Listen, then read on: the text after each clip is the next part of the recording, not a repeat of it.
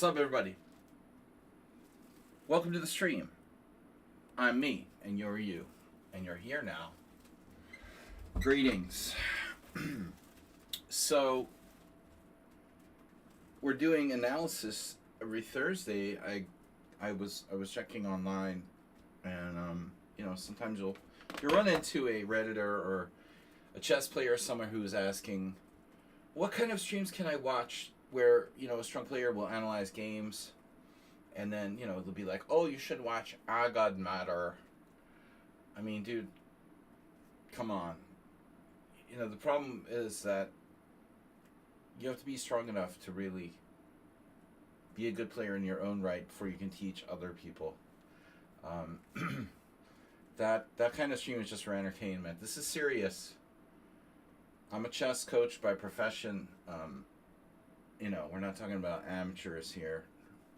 So I do analyze the subscribers' games, but we need subscribers to stay in business. So you guys keep me in business, I'll keep analyzing games, and it's a win-win situation.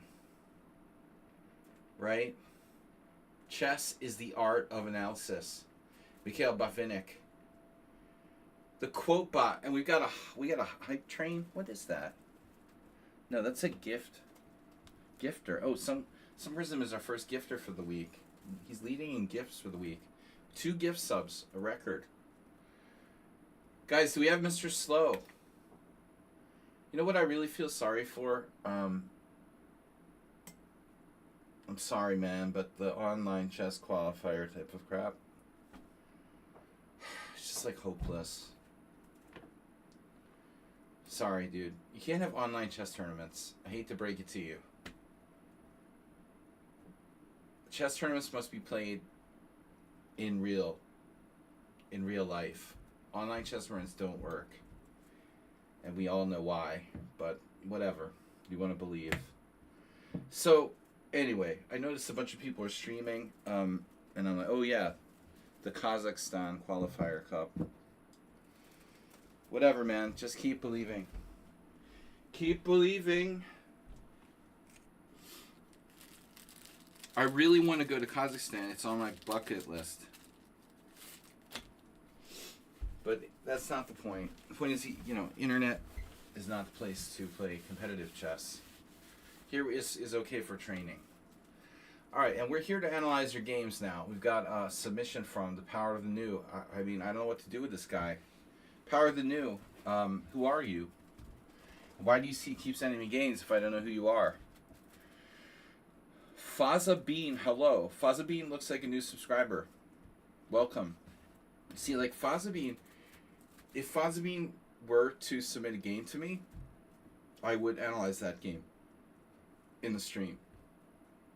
But the Power of the New keeps sending me games even though I don't know who they are. So that's the problem. I can't just analyze random games of people who I don't know who they are. I took for granted he was a subscriber for a while, but I don't know who this player is, so we're going to need a little more info. Man, my games are too... That's okay, then. Just learn from the games that we go over. It's not like you're obligated to submit your game, and a lot of people are shy. I'm not proud of my own games. I'm very, very reluctant to share my own games because I'm kind of... not a perfectionist, but I'm not really satisfied with my own play as well, easily. I'm not here to show off my games like Asterbait. Alright, now, here's what we got. Learn, study, practice. No, learn, study. My studies, don't look at those random studies. So, my studies there. Alright, 522, today's 522. Mr. Slow has sent in, Mr. Slow has sent in a game by Geller, who I really like. Mr. Slow creating a Geller compilation. Yefim Geller was a famous Soviet-era grandmaster who died pretty, well, relatively young. I mean, he could have lived a little longer. I shouldn't say he died young, but he wasn't exactly old when he passed away. He had a good career. good record against Fischer. He was one of the few players with a plus record against Bobby Fischer. Geller against Mecking. I've never seen Mecking's full name. Enrique da Costa Mecking from Brazil, who was a he was a real surprise. I think at the Porturos Interzonal, or he broke through in the 70s. Asterbate, Mr. Slowhand. So it's two Mr. Slowhand related games. Asterbate, what are you trying to do? Like, get Mr. Slowhand to not come to the stream anymore? Sung Prism against Zen Chess. And then Mule Skinner against Enrique, no relation to Henrique. And then Nefirov against Magic Chess. Some WFM Magic Chess. So that just happened to be the last game in the study. We've got room for a few more games. What is the King's Indian defense? You always hear about it. King's Indian defense? Well, it's a very common defense for black against the queen pawn. And it's not as trendy as it used to be. It's like d4, knight f6, c4, g6. You fianchetto your king's bishop. You play knight f6 and fianchetto your king's bishop with bishop g7. That's the King's Indian defense against d4. So d4, knight f6, c4, g6. As opposed to the Queen's Indian, where you fianchetto your queen's bishop on b7. That's called the Queen's Indian. I think, Queen's Indian came first, probably. Safe assumption. But d4 is knight f6. d4, knight f6 is the Indian defenses, as opposed to the classical defenses with d5. So this is an Indian defense, the hyper-modern knight f6, and then if white plays c4, black plays g6, it's a King's Indian. If black plays, e6 followed by b6, it's a Queen's Indian, etc. Anyway, quick explanation there. You didn't get the one I submitted last week. Maybe I did, maybe I didn't. Who's asking? By the way, whatever happened to Schumacher? We missed Schumacher. Maybe he's studying hard for his exams or something. He hasn't been on my stream in ages. He used to submit games. Shaki, you're asking for last week's game. When you discussed the h3 and the 4 knights. Well, I can look back in my messages, see what I've got from you. Maybe you're like chat banned or something.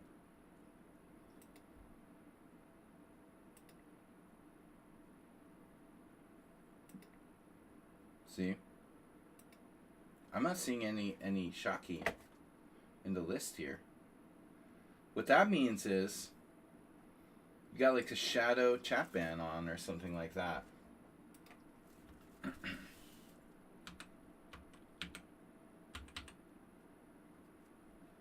That's not you.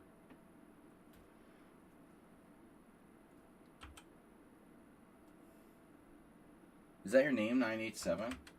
There he is. I never remember the numbers. So I have a message from you? Compose message. Well, I just want to see the previous messages. So I don't know what you're talking about. I got no messages from you. I didn't miss it. It's just not there. They're different things.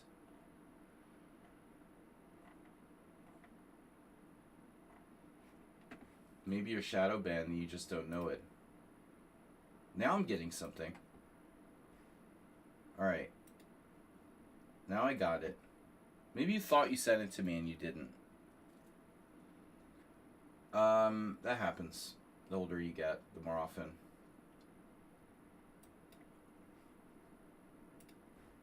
Alright, let's put it in there. Yeah, it sounds familiar.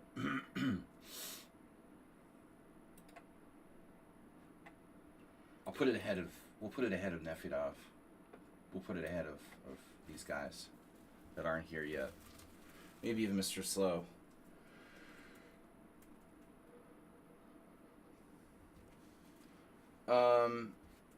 yeah, well, anyway, let's see who's not here yet. Mr. Slow. Chess Testament. So what's up, everybody? We want to get started? Alright, Asterbait first. For a little light entertainment.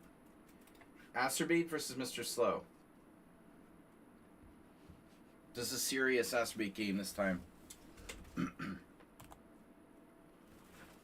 So, we're analyzing games of subscribers here. Gonna have to ask you guys to donate and start a hype train.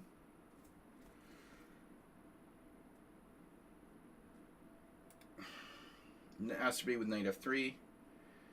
Mr. Slow is a very good player, especially in the openings. Extremely well prepared. He plays knight f6, and now on b3, he's a King's Indian player for the most part. So, what is the King's Indian? King's Indian, right? It's not really a King's Indian, but it's a King's Indian setup. Asterbait plays b3 and bishop b2. Black plays bishop g7. And now, Asterbait, you did a strange thing. I've never seen you do this before. Normally, he would play e3 or c4. But suddenly, again, I've never seen him do this before, he goes d4 in this position. And there's nothing wrong with this move. I'm just saying that I've never seen you do this specifically, Asterbait. So the thing is, White, may or may not play c4. But the real question is White intending to play e3 or g3. Now, Black, for his part, has tons of options. Black can play castles, d6, c5, b6, d5 with, okay, that's a totally standard move. Catalan in reverse. So Mr. Slow chooses to play d6. After d6, if you play g3, I would have played this position a few times. Kramnik played this a little bit. I just want to say one thing.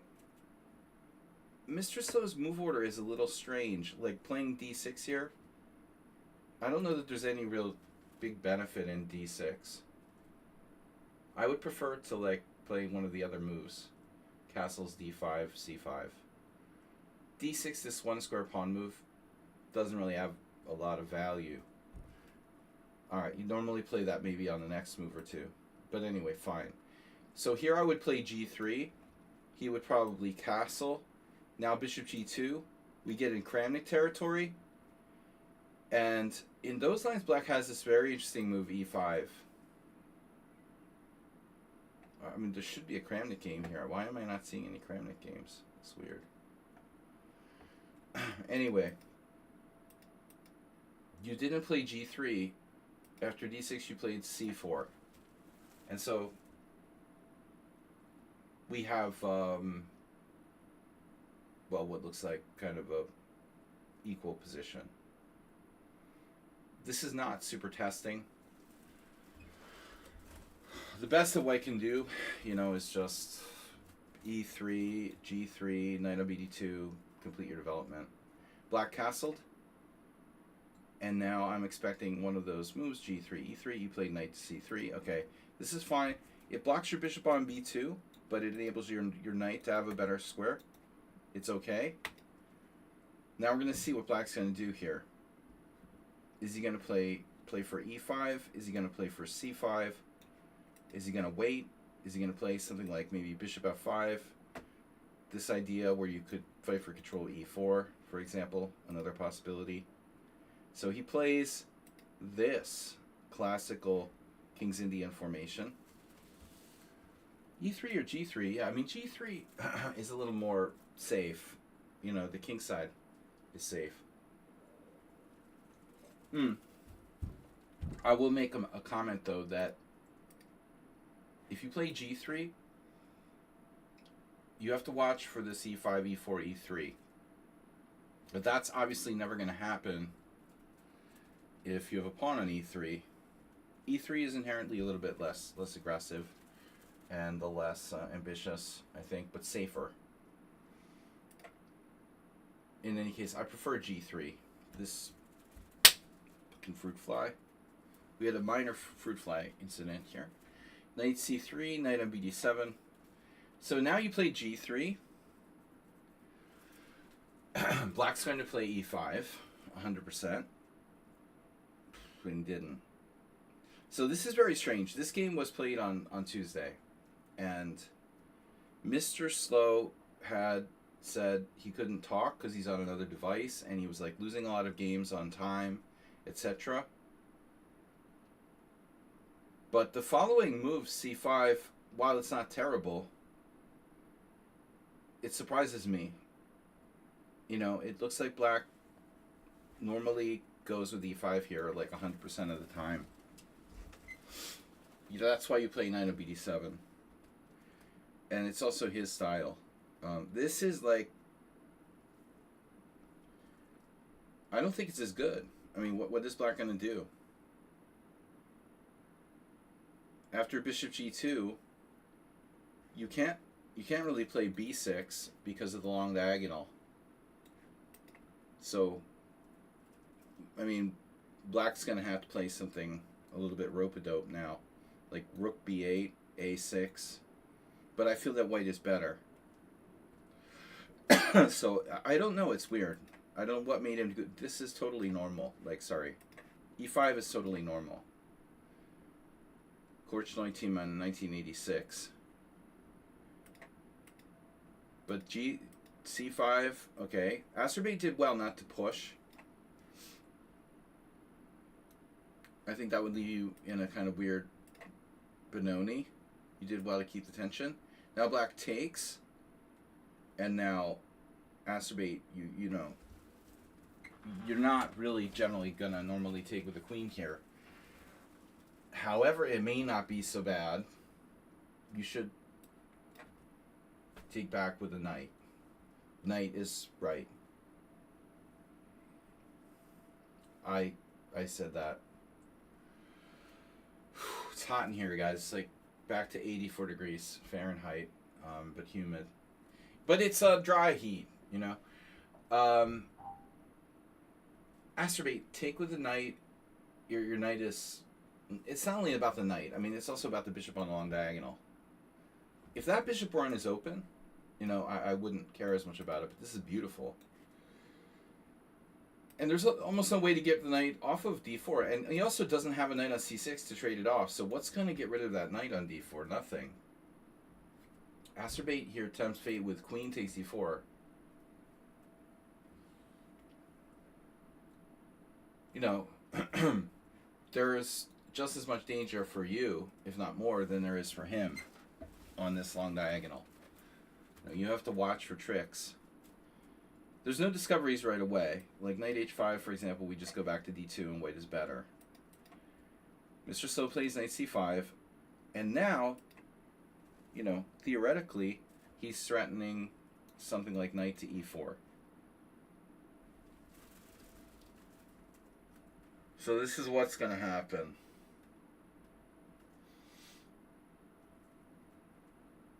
The question is what Acerbate should play here. Not real obvious to me.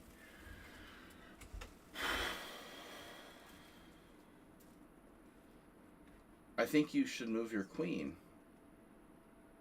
But if you go to d1, you have problems. If you go to d2, you have problems. If you go to e3, I'm not sure. This might actually be...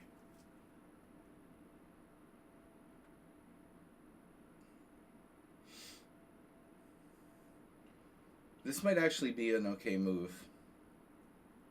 Even though he has knight g4, it's a one-horse pony. I don't think that's all that great for Black. The other possibility is same idea, queen f4. But there, we have a problem again. Okay, let's take a look at this. Queen e3, knight c5, queen e3. He can go here.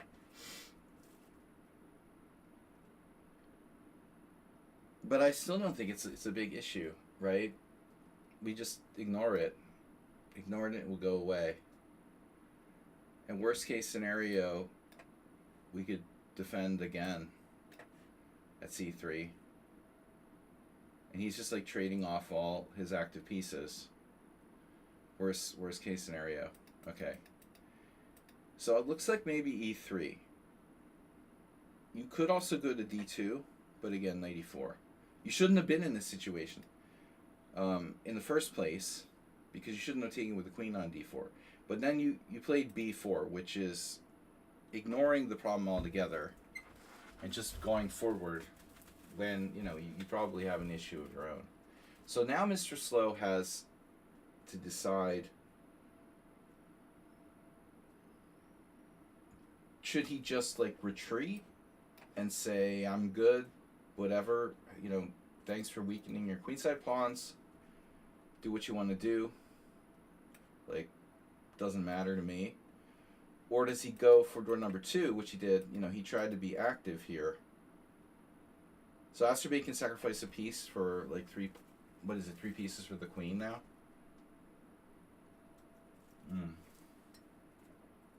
Yeah, so he gets 3 pieces for the queen. So it degenerates into a chaotic situation. I think Mr. So is an experienced player. He probably shouldn't do this against a player who is more comfortable in chaotic type positions. It would be simpler to just play knight e6. Nevertheless, this may be alright. Check. Takes. Check. Now black has to decide whether he should just move the king, play f6. I'm sort of leaning toward this move because it shores up some squares a little bit.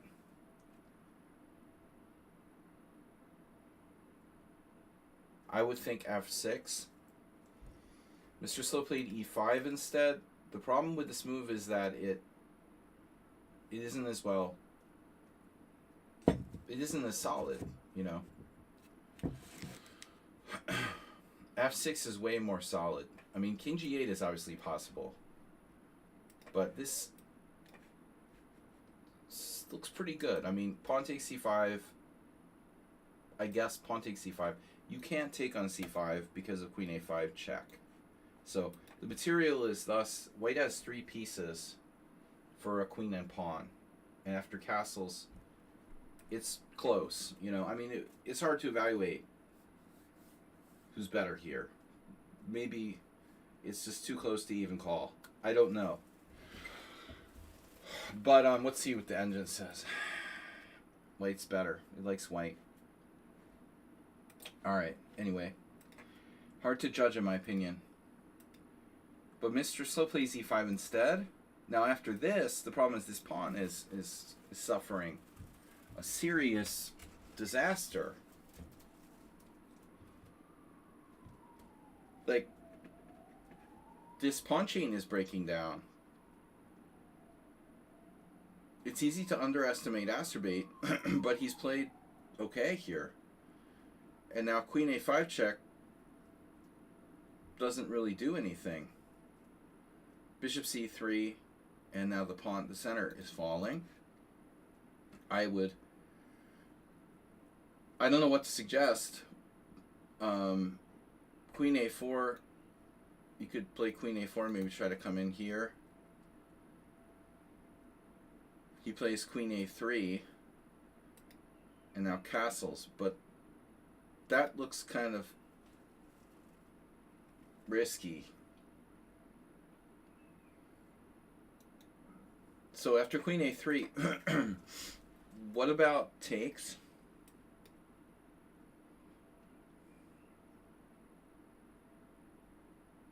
Because e5 is difficult to protect. Black would have to play f6.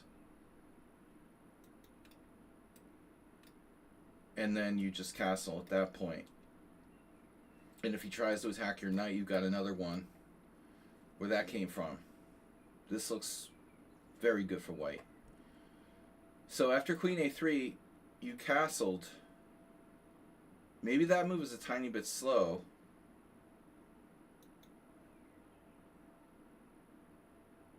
But I guess it's probably okay. Well, there is one problem, right? F5.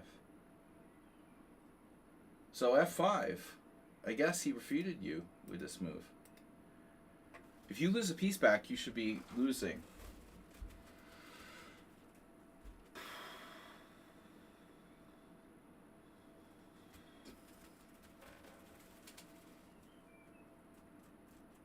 This is a problem.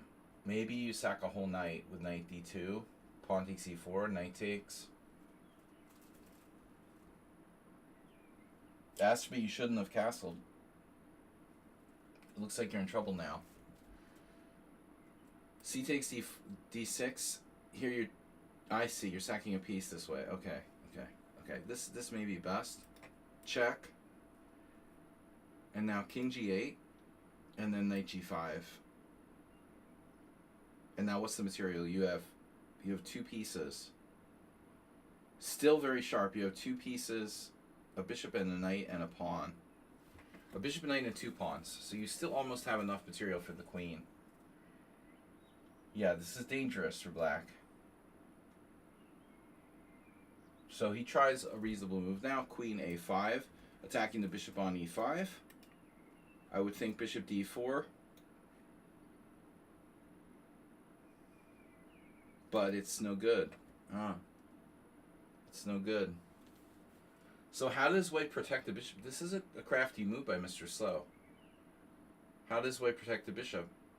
It may be that you have to play bishop f4. I think this is it.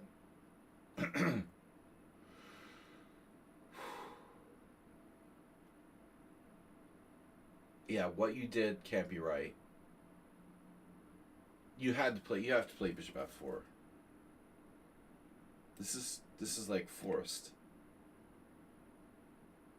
Bishop f4 and it's a game. You're gonna get his pawn on e4. This is nothing. I mean, he could do it to simplify the game, but it's not clear to me what's going on here. You're still better. So this is the only move that works. Looks like bishop f4. Saving both pieces and saving your pawn on d6. This Hail Mary is just an exchange of pieces. And that's a big mistake. Because without the dark square bishop, I think your attack doesn't have much power. So now, he should have just taken your bishop on e5. He takes your bishop on e5, you take on c8, you make a queen, he develops another piece, and now white is white is seriously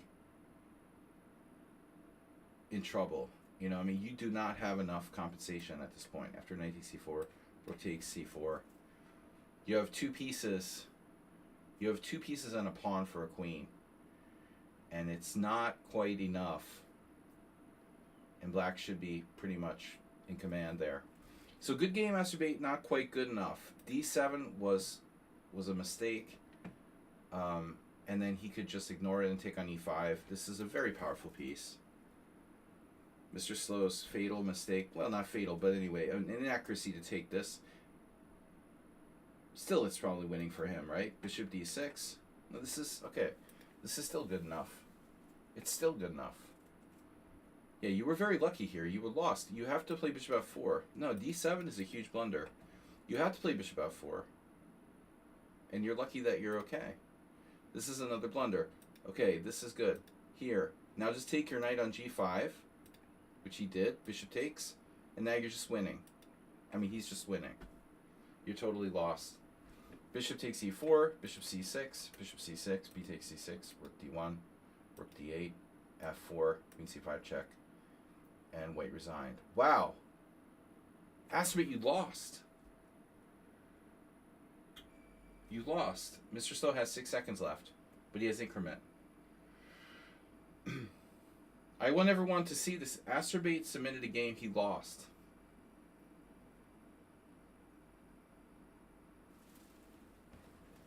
Do we have an emote for that? Wow, dude. Too many people here. The cognoscenti.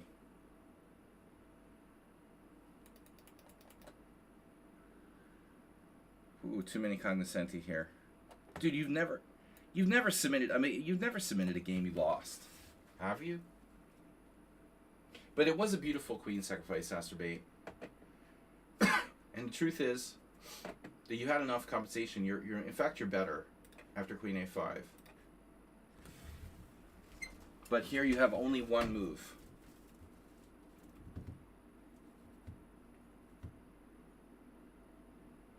He has, and his opponent has 30 seconds.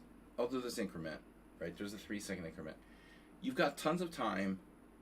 You got him low on time. You got a simple problem, man. Count the material. The only way for you to not lose material here is bishop f4. It's easy. And your knight's not trapped because it's going to take the pawn on e4. So you should have found this. His best move is bishop f5. You take the pawn. And at this point you've got what? 7 pawns against 4. 3 pawns. 2 pieces and 3 pawns for a queen.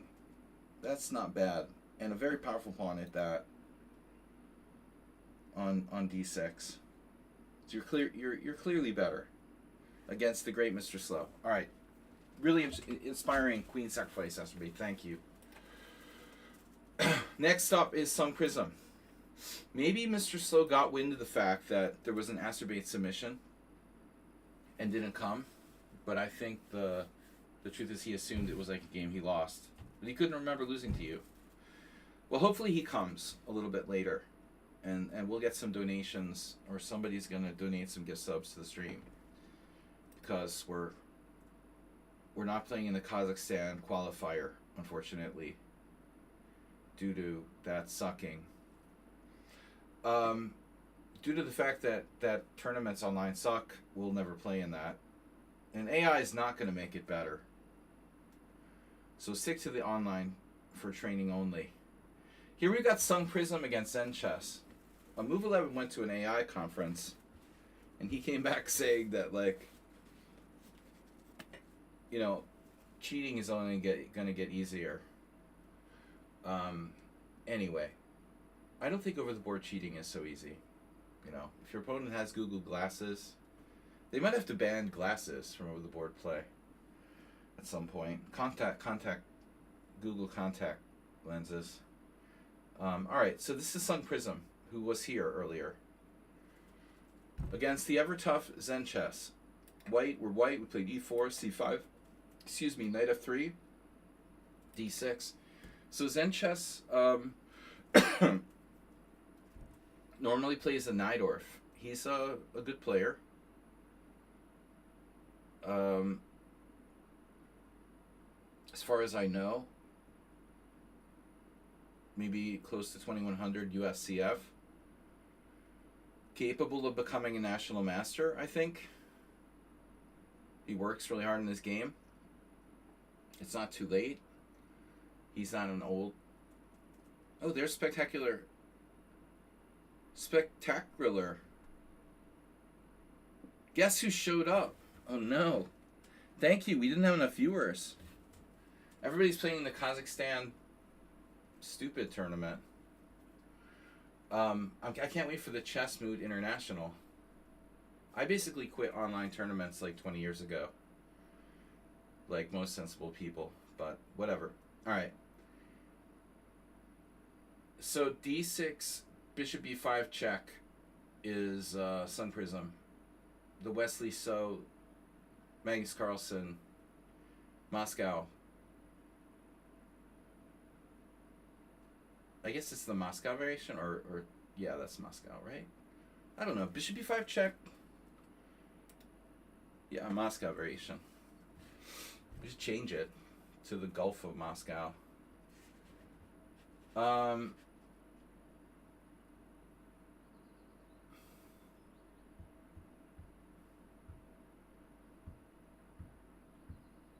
Well, I would expect Zen Chess to be well prepared here. I mean, the main thing is Sun Prism. Your repertoire is like Rossalimo, and this is logical to include with Rossalimo. But even though this is a good system, it's not gonna catch anyone by surprise. Well, anyone good. So anyone good is gonna be fairly well prepared here. Beginners might be easy to beat. Spectacular Camel, welcome. So black has three options. Knight c6 is rarely played in this move order. That transposes to Rossalimo. And most people, if they wanted to play Knight c6, would have played it on move 2. I might play it because I happen to play d6 Rossalimo with black. But most players will play either bishop d7 or knight d7. Bishop d7 is a safer move as it doesn't invite material imbalance. But also, I think, offers black less winning chances than knight d7. Knight d7 was always like Kasparov's preferred choice, and it's like thumbing its nose at your bishop on b5. It's saying, like, what's your bishop doing on b5? Are you going to trade your bishop for a knight? It's like knight d2 in the BOGO. Yes, I just gave everybody the finger. That's what knight d7 is saying to, the bishop on b5. Screw you. Are you going to give yourself up for me? The problem is that it's black, not white side of the BOGO Indian. Black is behind the development, So can he get away with this luxurious style play? Anyway, this is kind of philosophical talk about the opening. So knight d7, again, combative move, not easy to play. Black plays bishop d7 in the game. This is more the main line. And so now white has a choice. There's a whole bunch of moves, right? c4, a4, queen e2. For all I know, people play knight c3. I have no idea. c4, a4, queen e2, and bishop takes d7 check mostly. The problem with bishop takes d7 check is that black has to choose between taking with the knight and taking with the queen. That's not so easy either. So here, now black has two options. When the knight's best square is c6, do you really want to take with the knight on d7? So either way, it's like a little awkward. And I know from experience, either way, it's awkward for black. And if you take with the queen on d7, the queen goes onto a weird track. It's like a train track. Here, it's on the light square track. Normally, this queen is on the dark square track, and so it's like playing chess 960. Sicilian player, in my experience, not used to having the queen on d7, really. Black plays queen takes d7. Now you castle, but there's the possibility of other moves here. So c4 being the main one. White's primary setup, as advocated by Magnus, who of course is the biggest supporter of the system. Of course, Magnus doesn't do chessable courses, and I think it would be maybe like Wesley So having done the chessable. I don't really use chessable because I don't like commercial stuff, but the or anything related to the evil chess site chess.mom, or the Magnus group, which is the same thing. It's all the same evil entity. So Mr. Slowhand has donated this. He has not donated. I'm wrong. I take it back. Sorry. He has subscribed at tier 1. Mr. Slowhand has subscribed at tier 1 for 68 months. I know it's time to go back to the United States. I went to the... Oh, by the way, guys, I've renewed my Hungarian residency. Unfortunately, they let me stay. So I can finally travel without worrying about not being allowed back into the Hungarian paradise. And so now I can finally go back to the States at some point and resolve the shit I have to resolve. Mr. So, thank you for your donation or subscription, whatever. No, Mr. Evil has donated. Oh no, Mr. Evil donated $51.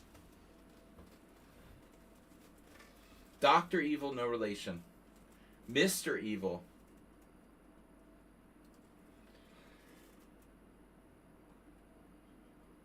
Mr. Evil has donated us up to 666. That's now that was Nedog's favorite. He would donate 66.6 or something. Yeah, I'm all for anti-establishment. You know, if it's Satan, we have to support Satan. Anything but chess.mom or the Trump administration or Amazon or Google. Yeah, go with the indie. No evil. Mr. Evil must be the lesser of the evil family. This is Mr. Evil, as opposed to Dr. Evil. Thank you very much, Mr. Evil, for your donation. Bringing us up to exactly 666. Now, nobody's going to want to change that. Maybe we'll get like some devout Christian in the chat now who'll be offended by this. Oh, that reminds me. I was in Prague playing in the European Poker Tour in December, and there's this African guy in this one satellite, and it happened a couple times that the board came down like 6-6, and someone had a set of sixes, and he started making like, oh no. The Africans, a lot of Africans have they have a lot of like born again Christians, and I don't know, in a lot of African countries, they're very superstitious about religion and stuff, and the guy was real superstitious about. I was joking with him about it. There being a lot of sixes. He's like, no. Anyway, Mr. Evil, thanks for the donation. Big one, $51. Maybe someone will add up with 66. Asterbait could do the 66 cents. That's too many sixes. So, we're going to castle here. This is some prism. I just want to say about c4, going for the Marazzi right away. There are these weird lines where black can try to grab a pawn. Going back to Quinteros. Don't trust Quinteros. I don't know what he's up to. This is a risky line for black to try to grab the pawn. It's very dangerous. It's like Walter beat him. Ostojic beat him. I don't think it's safe for black to go for that. So it's okay to go ahead and play c4, but I'm not Wesley, so, yeah, the Chinese believe eights are lucky, I thought. Spectacular Camel. Oh, right. Yeah, if you add 222, we can have 888 and have Pocket Snowman. A set of eights. Yeah, Chinese are very into eights. They love it when they have 2 8s. And even better if they have 3 8s. No, guys, I told you when I went to the immigration center last week, the bus driver who owed me money, drove me to the immigration center. And then I got to the immigration center this week, and there was this French guy. I told the story Tuesday. Didn't I? Yeah, I told the story Tuesday. But whoever wasn't here. The other's a guy, he's trying to apply for residency who won a lot of money from me. I was like, get this guy out of here. He's a gambler. Get him out of here. I wanted to expose him. Anyway, always interesting people I meet at the immigration center.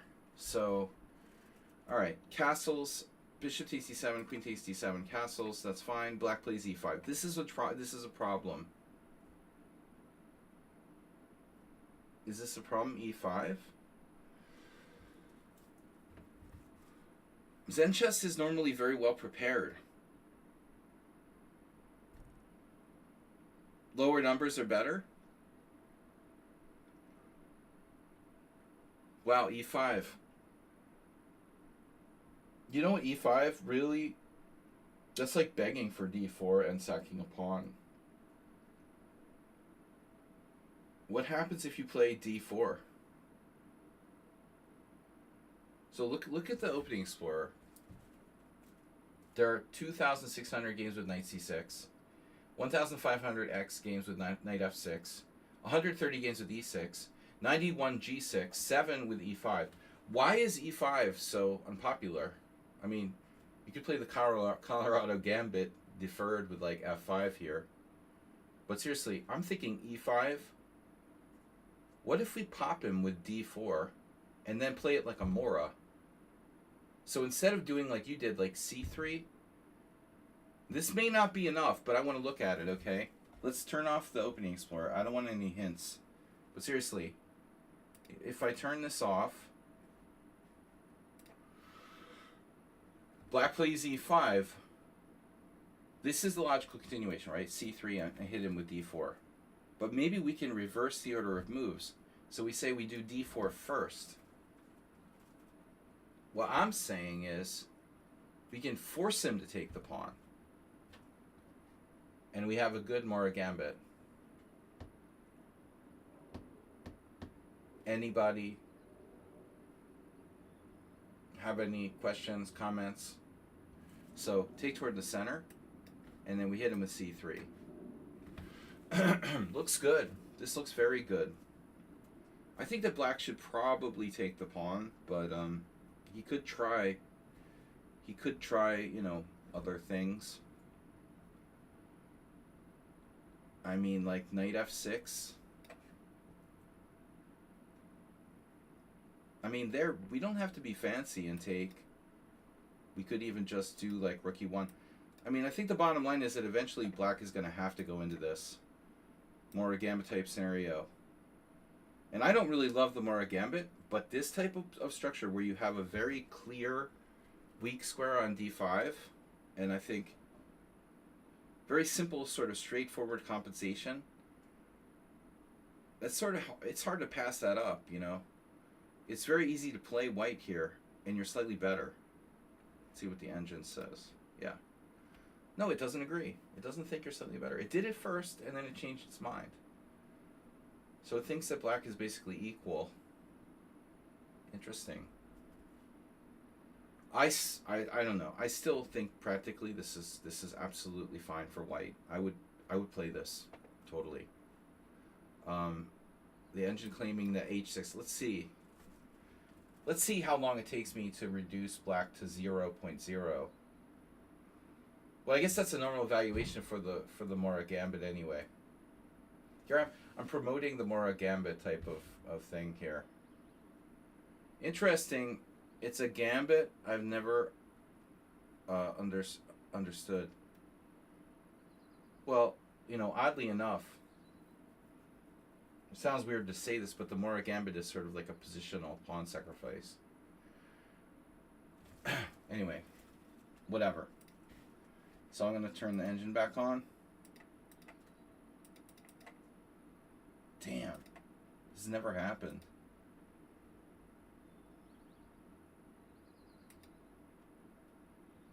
Wow. So d4 has never been played in this position. It's a rare position, though. So c3 is the best. All right.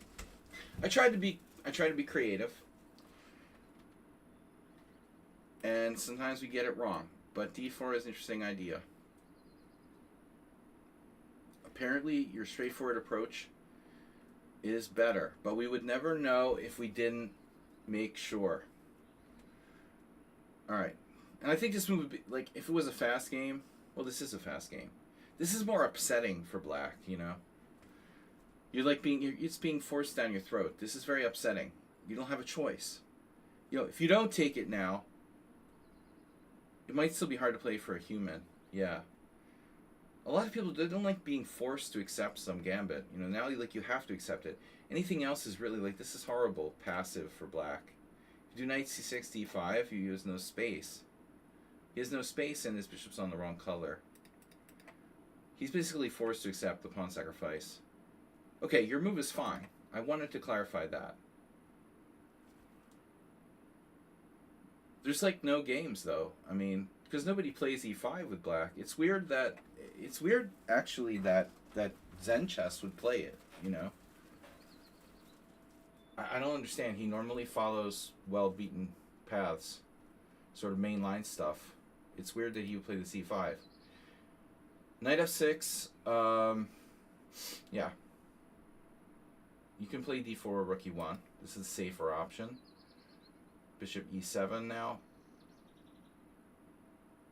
He can't prevent d4. And then here, Monkzul. I played a Monkul, another Mongolian, similar name.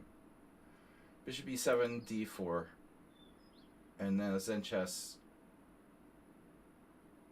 Yeah, he apparently didn't like knight c6, so he plays queen c7. See, this is what I was talking about earlier.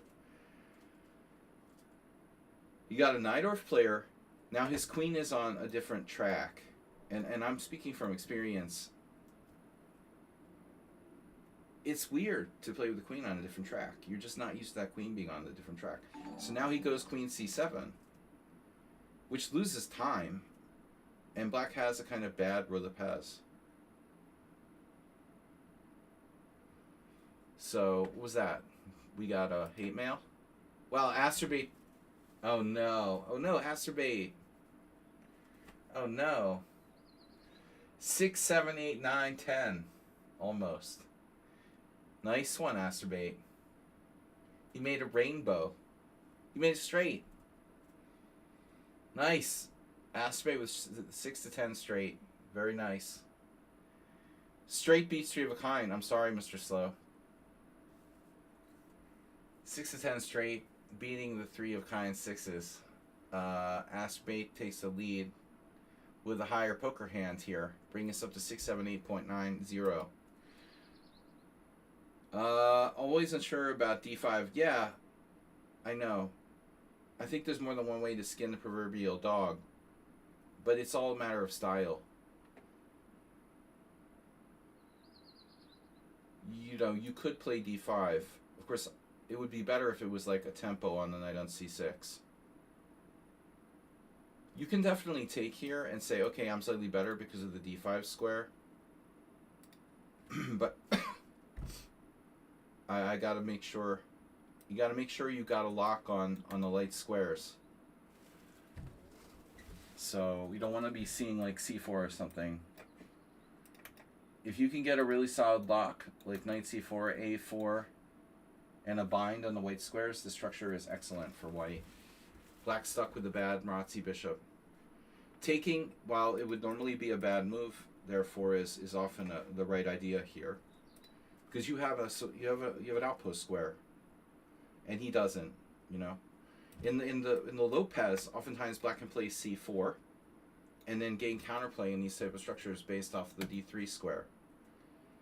But this is not really a Lopez. It's like more like an old Indian or some kind of thing like that. Anyway, so you played a controversial move now, which may not be bad. I like to keep an open mind. But bishop g5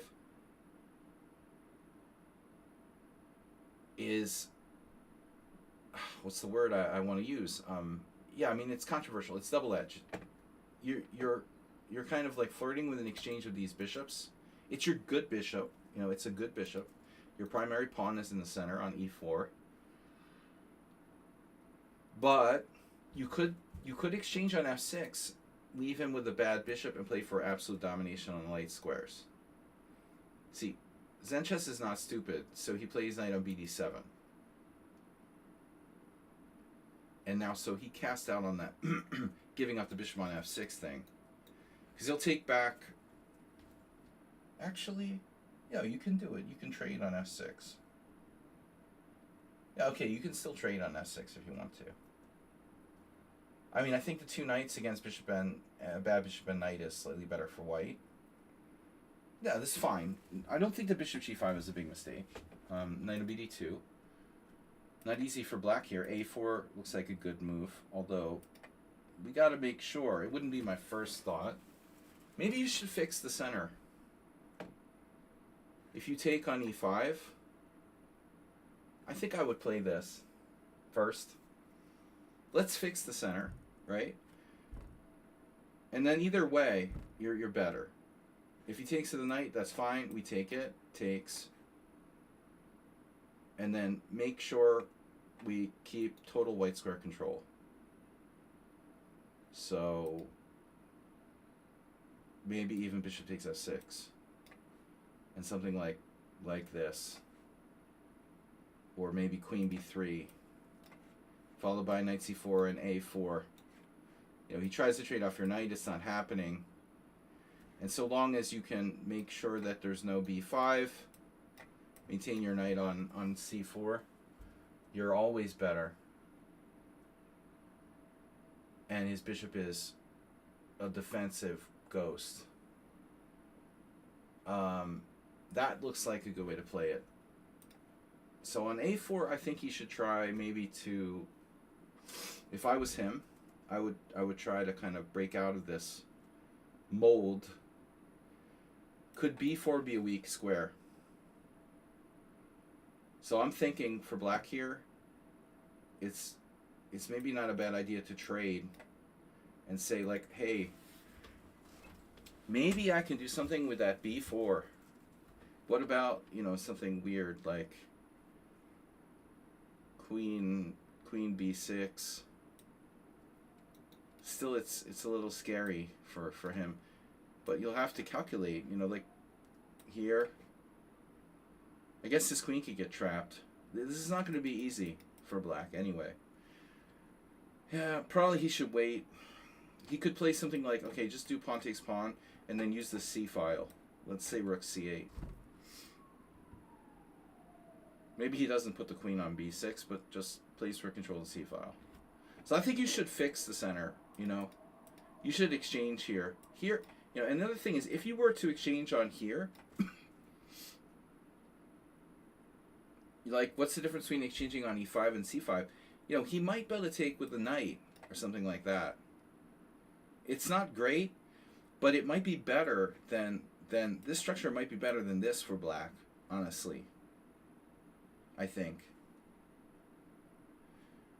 It might be have a little more life to it, because, you know, if he takes this structure, he might be able to play d5 eventually. What's that, Spectacular Camel? Do I have room for another game? Yes. So that's why I think you're better off exchanging on e5. So a4. Now h6. This is a very lazy move by black. There's not a lot he can do. I mean, honestly, you could even play bishop e3, because at the end of the day, you really don't mind losing that bishop to a knight.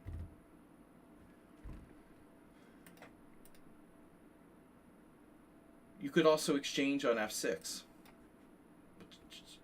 No, I forgot, you have control. Yeah, just put it in there without warning me, it's fine. Yeah, just take control. That's no problem. No warning.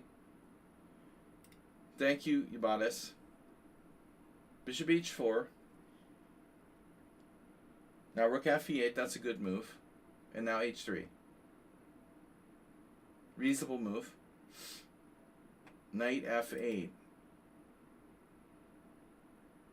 Now we have this and this. Yeah, I like what you did. You know, you simplified, right? But, you know, maybe we're waiting on this. But we've got to be careful you don't wait too long to pull the trigger on bishop takes f6. What did you do? You did knight c4. Okay, you're attacking his pawn. What about this, for example? Because if he can trade bishop for bishop, I think it would be a much better situation for him. It's still not great, though. You know, even this is, like, better for you. If bishop here, maybe the simplest thing for you to do is to do it. Just do it, you know, like Nike. His bishop is so bad, and your advantage is so much, like, long-lasting that I think you should just do it. Bishop f6, knight c4. And you're better for the rest of the game. You can torture him for like 100 moves here. Maybe it's a draw, you know, if John Nunn or, you know, I don't know, Magnus is playing black. But it's still extremely unpleasant for black. You have King's Indian style plans, like G3, King G2, H4, Queen B3, Rook H1. You have a million things you can do while he sits there with his bad dark square bishop, just suffering, and has no counterplay at all. You know? So don't dogmatically, like, keep your bishop. Knight C4, Knight G6. And here again, I mean, there is some justification for this, in that you want to keep control of F4. But on the other hand, you know, you may be better off playing bishop F6, bishop F6. And if you want to keep him off of F4, you can do that with the pawn. So just play G3.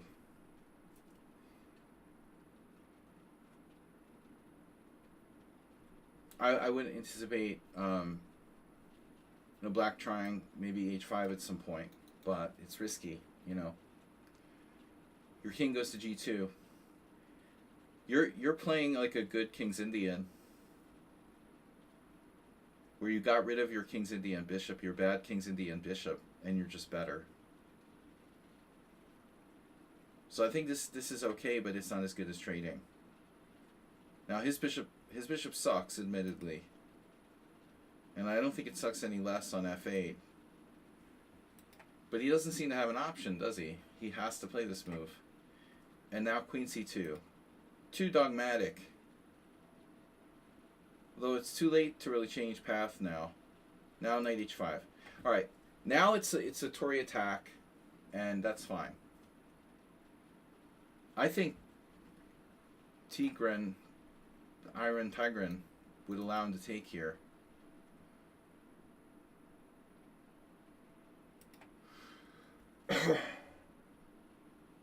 Do we mind if he takes on G3? Because that pawn actually helps us control the dark squares. I think you can just go here, try to play Rook D5. If he takes this, we're happy. You know, I think we're much better. That's fine. Yeah, he can go to F4, and he might be better off going to F4. But you have to keep in mind something here. I think you should probably chop him if he goes to F4. You know, if he does this, you play King H2, you're ready to oust him with G3. If he plays, like, if he insists on playing, I don't know, Queen C8, well, anyway, he's hanging his E5 pawn. So you can kick him out with G3. He can't stop it. You know, it's eventually you're going to kick him out anyway. And the best he can get is something like this again, you know, where he's just clearly worse for the rest of his life because of the bishop on F8. So what I want to recommend against is getting into a London type of thing where you do like bishop H2. Remember, if you play bishop H2, you really shouldn't be playing like G3. So don't do that.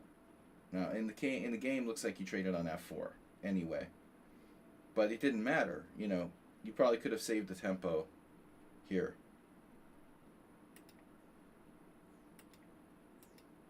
That's a horrific move, right? Now he has like all of his pawns on the wrong color to make it even worse, and now you played H4. But I still think you should just chop. Don't even hesitate. You know, just take, and then the plan is King H2 and G3 if he takes with a knight. So H4,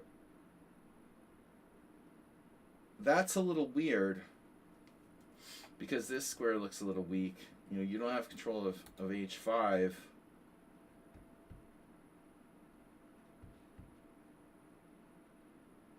It might work out for you, but it seems a little weird. And now H5. Okay. So what'd you end up doing? You took, he takes with the knight, and you play G3 anyway. You kind of got what I wanted anyway, but I think I'd prefer your pawn to be back on H3 a little bit better. Ideally. But this is probably fine. he can always play g6 to defend his pawn on h5. It benefits him to have the pawns on light squares.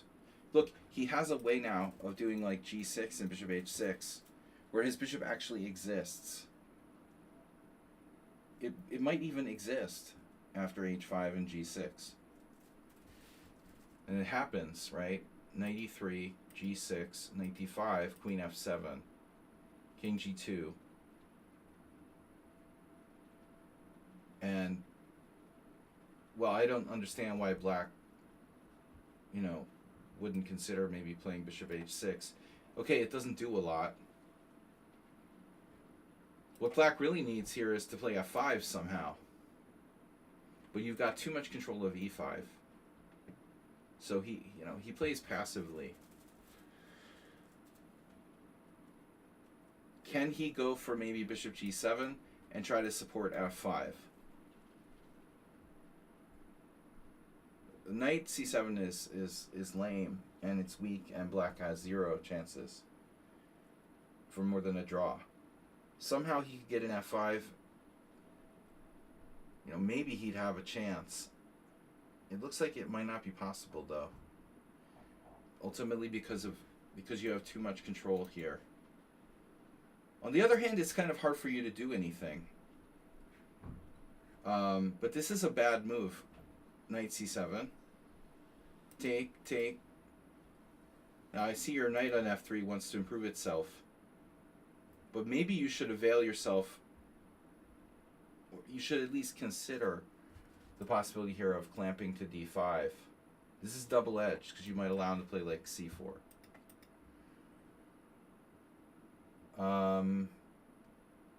So here he can play c4. And he really should, because if he plays c4, it's hard for you to attack the pawn a second time. If you go to f1, he has bishop c5. And then he trades on e3 and he equalizes. So I think you got to find another way to play this here more accurately. Problem is, like, queen b3 checks c4 anyway. Queen b5. It appears like he's just kind of hanging on, as far as hanging on to the pawn on c4, etc. Just about hanging on. So maybe we need to go back one more move here. Knight takes c7. I honestly, considered this. You need to consider everything. I mean, queen b3, c4 here. What happened in the game was a little risky because you lose control of c4, black can equalize. So it's really close. You could play a little quiet move like queen b3, and this might be the difference between having a lasting advantage and black getting an equal game. You don't want to lose control of the square. It's a very useful square. Oh, it's raining. It's raining. It's raining on my room. All right, get the bucket. That sucks. Be right back. It was raining, but it stopped. But it leaked in my room. All right. So anyway, you get the point. You could do this in a little bit of a different move order. Actually, queen b3 is a nasty move because you're threatening knight takes f6 check. And you're threatening queen takes b7. So he almost has to take. And you should just take back with the piece. And I would think less exchanges the better. So my preference here is to go with rook takes d5. And white retains a lasting slight plus. So knight c7 reflexive. He has to play c4. He misses it. And now you get the knight there, and you get the knight e3, and you get knight d5. Yeah, he's like a day late. A day late and $1 short. Now he has one more chance to play c4. Man, he just keeps hesitating, in the critical moment. He really should play c4. Maybe the text move isn't so bad. You could play c4 yourself, dude.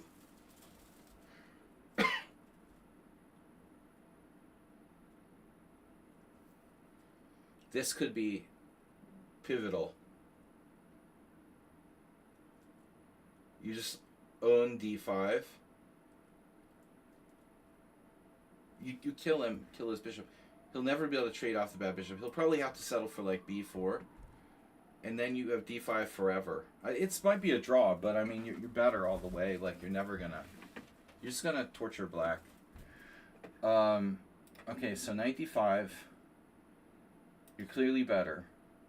He has to watch tactics. You should still, again, you should still play c4. Maybe b3 is also interesting. You can try to circumvent him. You know, if you play b3, for example, he might be less likely to play c4. But I think stopping it outright is probably the best thing to do.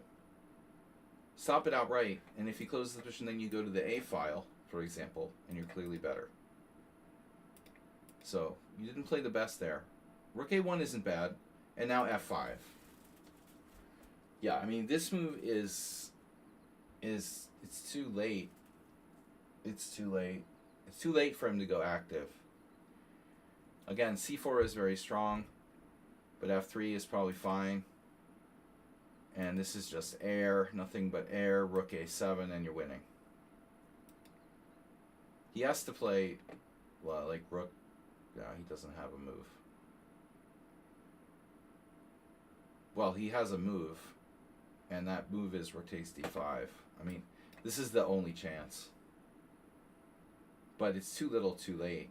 You know, rook takes d5, pawn d5, queen d5, rook d1, and you're winning. So he's lost now.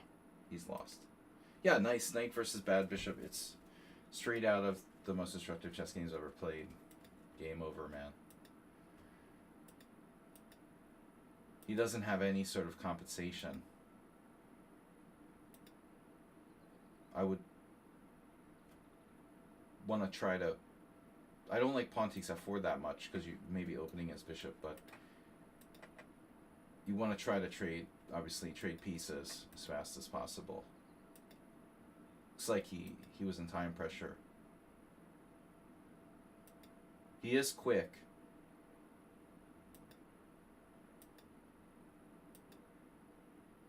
Gotta be careful. It's not enough, though. You're clearly winning here. You're up the exchange and a pawn. Should be no questions. Yeah, I mean, you deserve to win this game. You ended up dropping an exchange. And here, it looks like maybe objectively, you might even have a better way to play this. Like rook h3 or something. And that way your pawns won't get messed up. But okay, fine.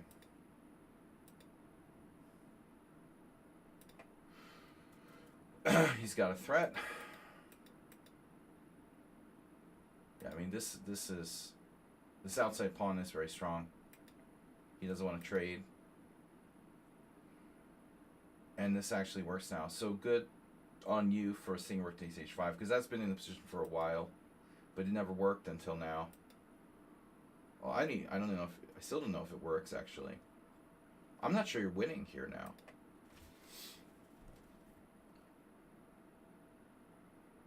Due to the fact that your rook is inactive. This could be a problem. I mean, who in the right mind plays king g6? Why king g6? This is the worst move on the board.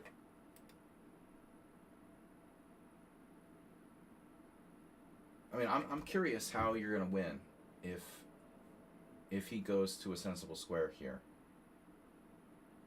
He has 2 minutes 34 seconds left. King g6 allows an immediate transfer to what is probably a winning rook endgame. If he plays king h8 or king h6,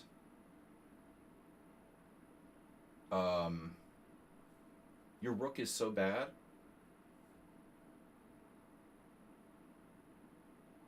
And your king is in danger. Dude, seriously, how do you win after this? King h6.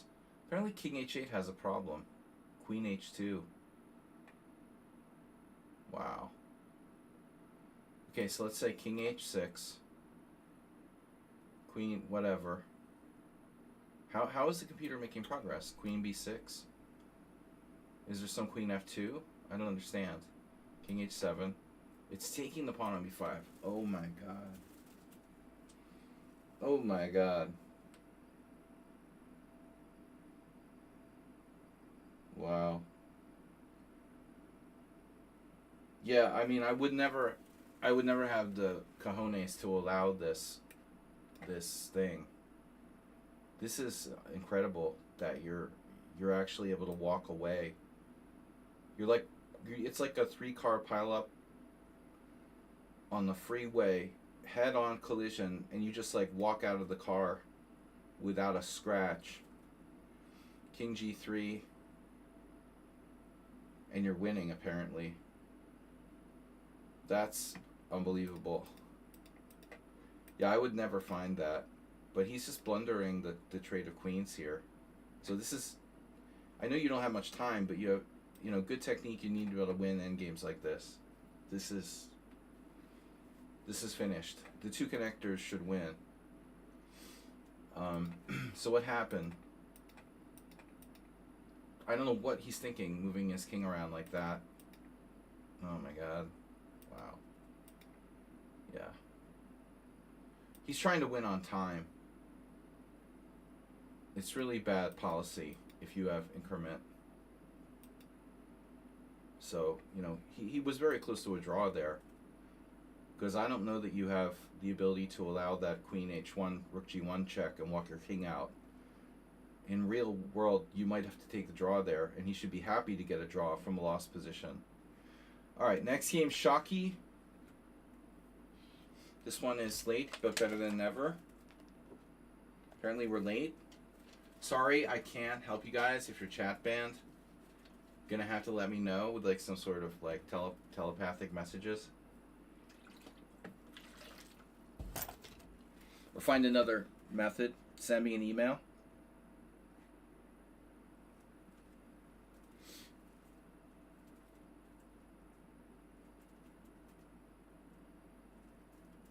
Yeah, that's my kind of game. I mean, the King's Indian sort of strategies there. Okay, so Sladgie sent me this game. He played the Günzburg. Dude, you're Finnish, not Swedish. Wait, was Günzburg Swedish? No, I'm getting confused with someone else. Günzburg, never mind. No, seriously. Was Günzburg Swedish? Maybe he was Swedish. Mr. Slow would know.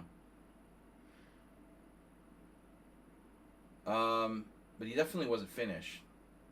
So Sladgie playing the Günzburg variation. E4, E5, knight f3, knight c6, knight c3, knight f6, a3. So I started experimenting with that, and then I started experimenting with other moves, and like h3. This is new, very trendy. At the end of the day, White's best moves are probably bishop b5 and g3, because I think that d4 is sort of like dead. I mean, this is so analyzed to death. The 4-knight Scotch. This has been so deeply analyzed in every possible continuation. It's like there was this game at the World Senior last year, John Ems versus Shabalov. And I was just like thinking, like, I can't believe this is like, they played 35 moves and it was a dead draw like the whole way, I'm like, who's trying to win this game? It's like ridiculous. What was that? Dragonfly Hunter. Dragonfly Hunter subscribe with Prime. The hunter of dragons and flies. Dragonfly Hunter, what was I thinking about? Oh yeah. What's up? Former denizen of Harvard Square. So d4 is the end of chess. Analyzed to death. Bishop c4 is like a draw. So you've only got a few options left. Now they're down to h3. which I've been trying unsuccessfully. I think bishop e5 is always okay, and then this move, which is also lame, and that's it. And then you got g3. You know, I had a funny thought though. Let's check something out. I had a funny thought the other day. I was telling you guys about this game where Ivanov had hyperventilating and was freaking out after knight takes c4. But something occurred to me in my, at 4 o'clock in the morning when I was like having trouble going to sleep. I started to wonder this really strange thing, like, what if white doesn't take the knight here? I know this is a really crazy idea. It's like a Halloween gambit thing. And taking the knight is the main move. And of course black plays like d5 and e4 and gets compensation, all this crap. But what if you what I was wondering is, like, is there any way white could possibly I guess not, because if you just try to develop, I mean, I don't know what I was thinking. Queen e2. I mean, I suppose you might be able to play like Queen e2 or something and equalize. Just you got to make sure sometimes, where you might be able to come up with something interesting, like bishop g2, knight takes c3, b takes c3. Here, like, does white have compensation for the sacrificed pawn, or is it just bullshit? No, it's bullshit. How about the other way? That's bullshit too. How about queen e2? That's bullshit too. Wow, so you really have to take it. So this reverse Halloween gambit, very few people play it, but it's according to Stockfish, it's fully sound.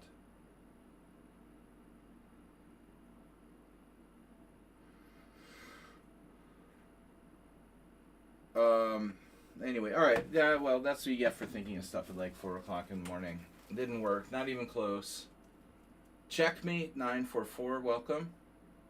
How strange, right? You might have to try it. Well, it's not like every day people play the Gleck variation against you. But anyways, all right. Here we're looking at Gunsberg a3. Black now plays d5. That's the main line. But, having said that, black has other options. You can always play d6. But if d6, maybe white changes tack and then plays d4. I've used that strategy. I thought of something else too. Here's my thing. If we play a6, g3 is always good. If we play a3, then g6 is always good. It's this sort of mirror image thing. It's like, if you start the game with like a3, then g6 is definitely a good response. If you play like, I don't know, e4, c5, and white plays a3, then g6 is always a good move. So by default, if we go e4, e5, knight f3, knight c6, knight c3, knight f6, a3, then logically it would follow that g6 has to be a good move here, right? Oh wow, so g6, what? It's a great game. I studied a lot. What do you mean it's a great game? What's a great game? Chess? Nefedov is the expert on, he's been studying the four knights lately. But what about the gambit now? We can do the reverse thing, right? Knight takes e5, then. This must be the point. It's all zeros. We have the extra move a3. Shockey's game. Oh, Shockey versus Beatles. Of course you have.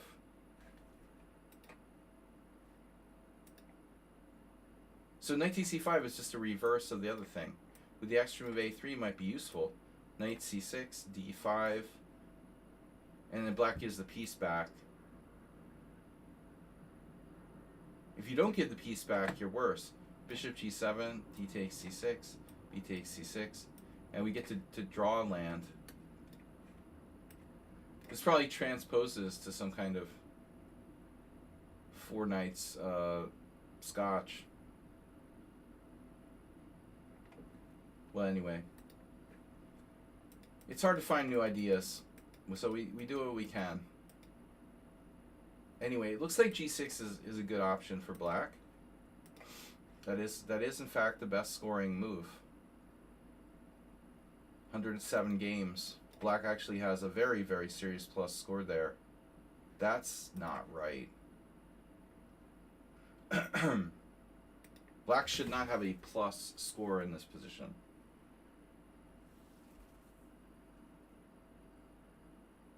Yeah, 95's been played a lot, in fact. Wow.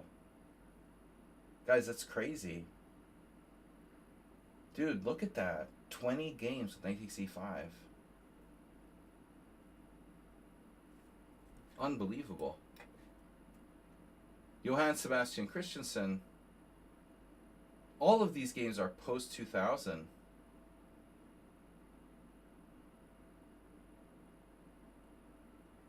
So no surprise there. Gawain Jones, 2005. Scotch guy. But, you know, it's the exact same thing as Husari played against Ivanov with colors reversed. That's White's best move. White should not have a negative score here. At worst, White is equal. What's wrong with bishop c4? They can still do knight takes e4. That's slightly better for White, though. Okay. So good players don't play the Gunsberg variation. We've got d5. Now, bishop b5. Okay. So this is the main thing. Now, guys, I want to look at something here. This is like Nefedov style. Black plays knight takes e4. Shockey didn't play bishop b5, but I want to show you something. If he plays bishop b5 and black plays d4, can we sack a piece with knight takes e5? Again. Because I play the same thing with reverse colors, and it's kind of interesting. There's this one line where I can sack a piece for 3 pawns. Let's see what Stockfish says. Here.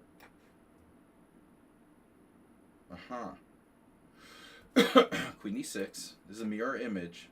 And now knight to c4. And now queen c5. And so now we play knight d5. I was looking at the exact same thing yesterday with colors reversed. Knight takes d5. You guys want to see something cool? Move 11, thanks. You ready? E takes d5. Queen takes b5. Queen e2 check. King d8. And, yeah, typical position, right? White is a little bit better. I analyze this with reverse colors, so I'm just turning it around. I never looked at this exact position. But anyway, this is a neat idea, you know. And the shocking thing is there's no games where this has been played. That's really unbelievable. Really unbelievable. In the reverse color position, there's also this b4 move, but it allows Nefedov's favorite maneuver in the Schliemann, queen g5, which I would recommend you don't allow this. This gives black serious chances. So it's really important that white does this other move. Knight d5. It looks like white's losing a piece after knight takes d5. But his best move is queen takes d5, queen e2 check. Let's see. Bishop e6. I don't know if this a3 will hurt us somehow. If a3 ends up being a negative, then we have a problem. Castles. Queenside castles. Bishop takes c6. Queen takes c6. Is this a3 somehow turning out to be a negative move for white? d3. Rook e8. Rook e1. Here it's useful that it stops bishop b4. Bishop c5. I mean, if your opponent is a computer, you might be in trouble. I don't recommend playing this line. if your opponent is a computer, or Nefedov, either. Don't play it against Nefedov or a computer, or even Mr. Slow for that matter. All right, anyway. So Shockey plays the other line, e takes d5. Notice that this line has a very bad score.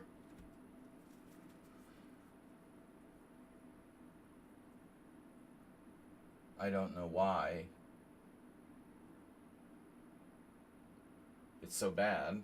No, probably just like good players generally don't play it. I had this game, a Nefedov, right? We had the Nefedov. What did I do? Bishop c4, which is really bad. Yeah, that was my Nefedov game. I don't know if Shockey saw that, or which game came first. Move 11, thank you for gifting a tier 1 sub to Dose Vain Glory. But bishop c4 doesn't work. And Nefedov even has like knight f4 there, I think. I did not take... What? What do you mean I did not take on e5? Of course I didn't take on e5. What are you talking about?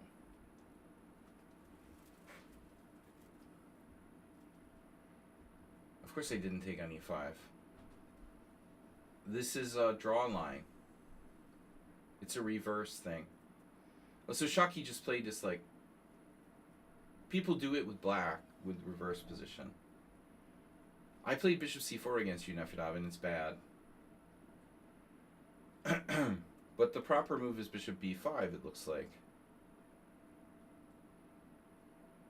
Is there... I mean, is there anything wrong with bishop b5? Why is white's score so bad? You know? Knight takes c3, b takes c. That's ridiculous. Someone won with d takes c. Okay.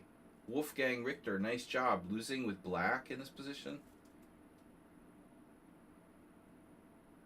You know, drop by Richter's house and tell him that he needs to change his name, Mr. Slow, because that's embarrassing to lose this position with black. I mean, bro. I don't know if that's correspondence. It'd be even worse than correspondence chess. You have to take back with the b pawn. Now bishop d6.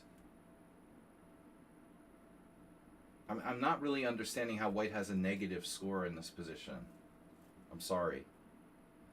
I mean, you're like, you're playing black in like the drawish, most drawish variation of all time. Except you played the move a3. Is a3 hurting white really bad?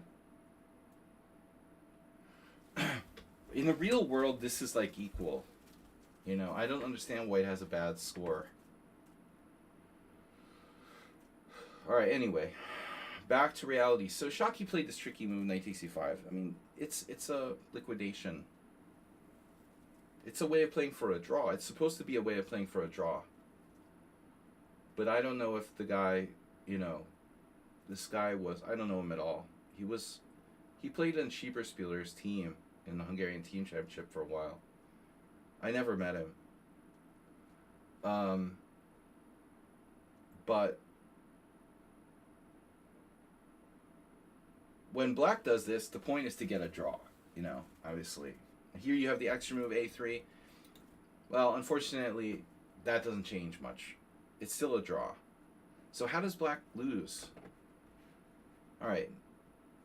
So there's two moves, knight takes c5, knight takes c3. They're both draws. Plays knight takes c5. Shockey plays queen e2.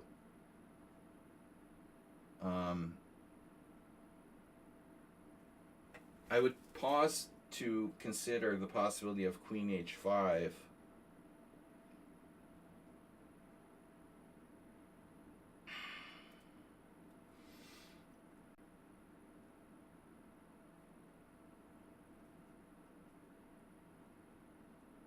Yeah, I was wondering.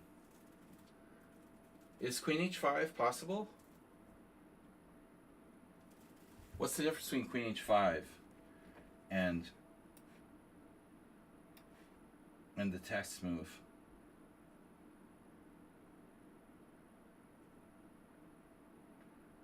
Oh no, the smothered mate.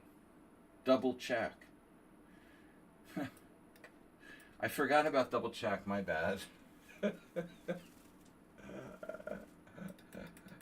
All right, let's double check. So you have to play queen e2. That answers that question. And it's a big fat draw. Nepomniachtchi Grishuk. Nepomniachtchi always with the sharpest lines. Yeah, I mean, sometimes these guys, they just want to take a day off or something, like anybody else. It's not like Nepomniachtchi is trying to win. He just wants a day off or a round off or whatever have you. Both Nepomniachtchi and Grishuk, you know, they know this is a draw. Somebody might make a mistake, but basically it's a day off, right? So bishop d6, knight takes d5, castles. Now, why did we leave Nepomniachtchi Grishuk? Because they already agreed to a draw? There's also Wei Yi Firouzja. Someone played f6. So it looks like bishop d6 already is a mistake. Wow. Someone didn't know their stuff. You can't blame the guy because it seems like weakening to play f6. But someone else played bishop e7. Firouzja played bishop e7, allowing queen takes e5 and going a pawn down, dude. Damn. That's ballsy. This is Wei Yi versus Firouzja. Firouzja sacrificing a pawn with black. Queen takes e5. Knight takes c3. And now really chicken shit response. D takes c3, the lamest possible recapture, but the safest. Wow. It's best. It is best. Dude, Firouzja messed this up. D takes c3, castles, and white is a clear pawn up according to the engine. Okay, it's not so easy, but white immediately made a mistake, it looks like. Wei Yi should have played bishop e3. What's up, Mule Skinner? Not so easy, man. Even super grandmasters can't find the absolute best moves consistently. But we're learning something very interesting here. What does that tell us? That this f6 is the only good move? And only Grishuk knows that? I mean, who would you trust? Firouzja or Grishuk? Just, you know, Beatles 21, Firouzja, Grishuk, Moritz, whatever, and Domingue Lee. I'm going with Grishuk, definitely. Right? Okay, f6. Now white has to play d4. And now knight takes c3, b takes c. So something tells me Grishuk knows what he's doing. And here's another move. Queen d5 or queen e7. Queen d5 is more active.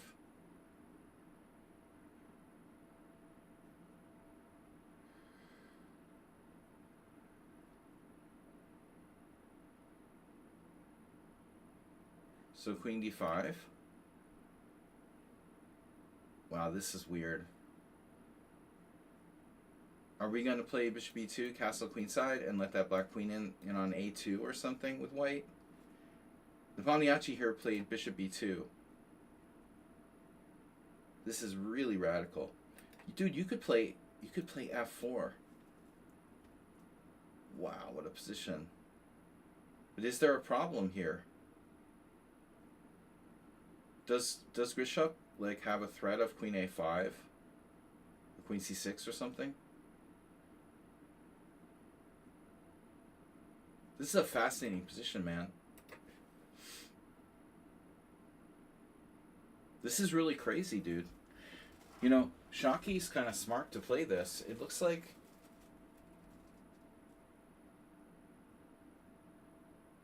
even the strong players are making mistakes for both sides. You should take the knight. And it's like a totally equal position after queen takes e5. And this other guy played it right till he didn't. Bishop f4. Queen takes e2 check. Bishop takes e2. Draw.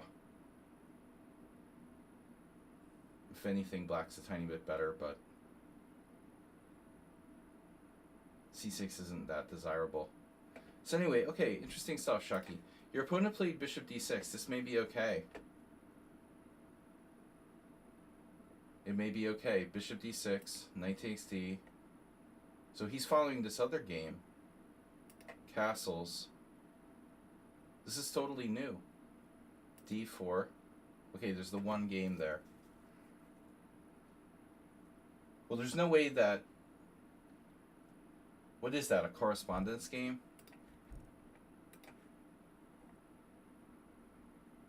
Wow. Basel Christmas Open 2022. This guy's a real person. And he finds bishop c5 over the board.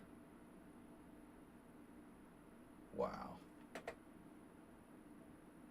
Apparently knight g4 is even stronger. What an interesting line. I thought that would be a correspondence game. I hate to use just the engine here, but I mean this is a very tactical situation. I don't want to second guess. I mean this is opening analysis. So Shaki plays knight takes d5 castles. You don't have to play d4, Shaki. You can play knight e3.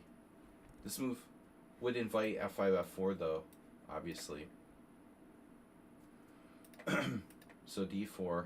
What about like bishop g4? Damn, that's crazy. How about that for crazy? This is like a simul game. I'm surprised that...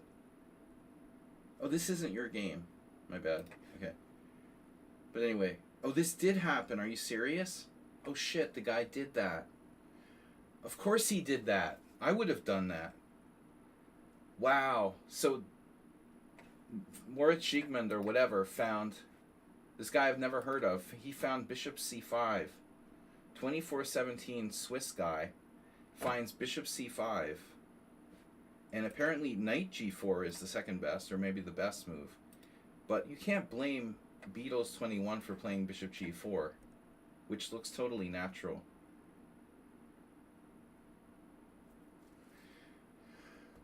You're next, Mule Skinner. Wow, what an interesting position. So f3, black now played bishop takes f3. Yeah, why doesn't he do knight takes? That's check. Knight takes f3 check, g takes f, rook e8, bishop e3. Morphy would have loved this. Bishop h5. And white is up a piece. Morphy or Korchnoi. Morphy black, Korchnoi white. So here, Weisschnitzel should have played maybe even the new move knight g4. Although taking on h2 is kind of crazy. Wow.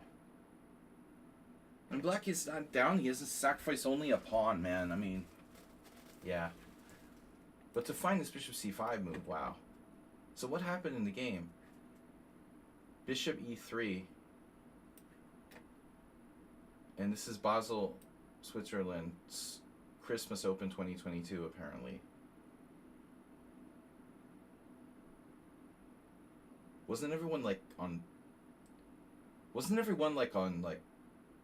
COVID lockdown or something? 2022, we're already finished COVID? Maybe it was the Basel Christmas Swiss Open online edition, and Moritz had the engine going, or something like that. Queen takes d5. Yeah, both sides were playing like it was a correspondence game. Queen b5 draw. Queen b5, I offer a draw. That's weird too. The whole thing is weird. Two players I've never heard of. Switzerland, where everyone's overrated. During COVID, practically. Yeah, I don't know, man. This game is really sketch. And why a draw suddenly in such a weird position? They must be like friends or something. Alright, anyway. So the dude played a natural looking move here. The knight sacrifice looks more interesting. He sacrifices the bishop, so he has the check on h4. Now is queen f2? Does that like doesn't look good because the knight takes f3 check and a lot of good fun stuff, but we still need to look at it, right?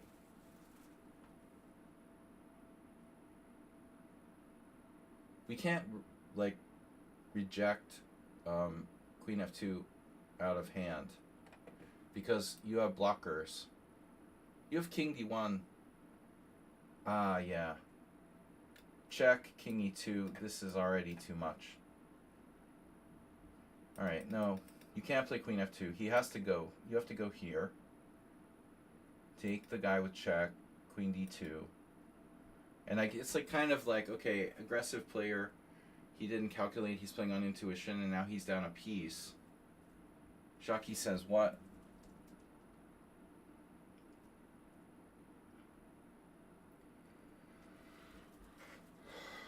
This was one of the more interesting openings I've seen in a long time. January 2024. Oh, okay. So it's not that recent. Queen c5? Not this game. What are you talking about? What was January 2024? Oh, you played bishop e5 against Nefedov. That was your game. Wow.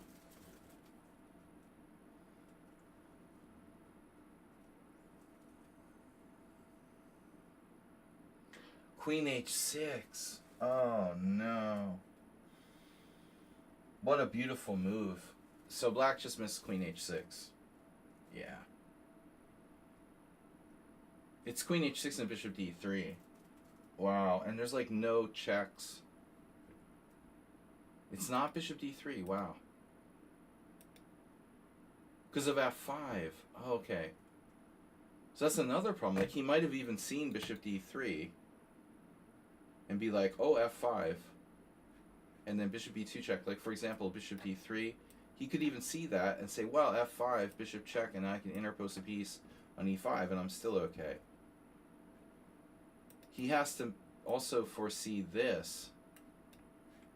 Oh, no. That's kind of a problem, dude. He has a defense. But you just take with the bishop, right? Oh, man. He gets another check.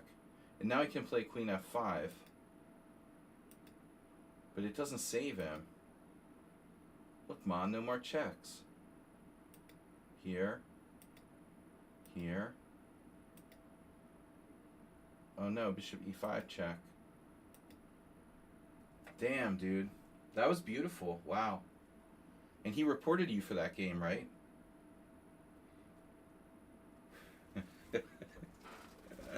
Alright, anyway, that was fun, man. Great stuff. I'm gonna have to try that, even though it's not really dangerous. It's confusing, you know? The best thing about this move is how confusing it is for both sides.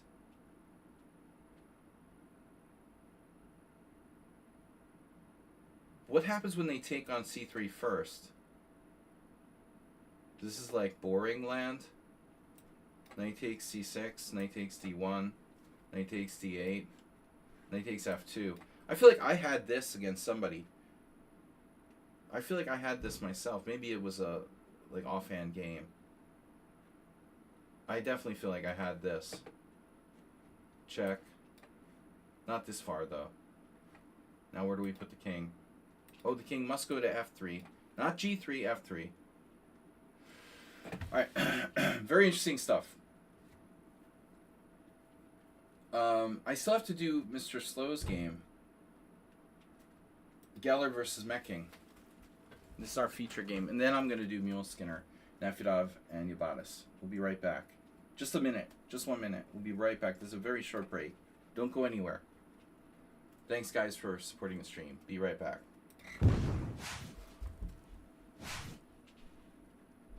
Shit.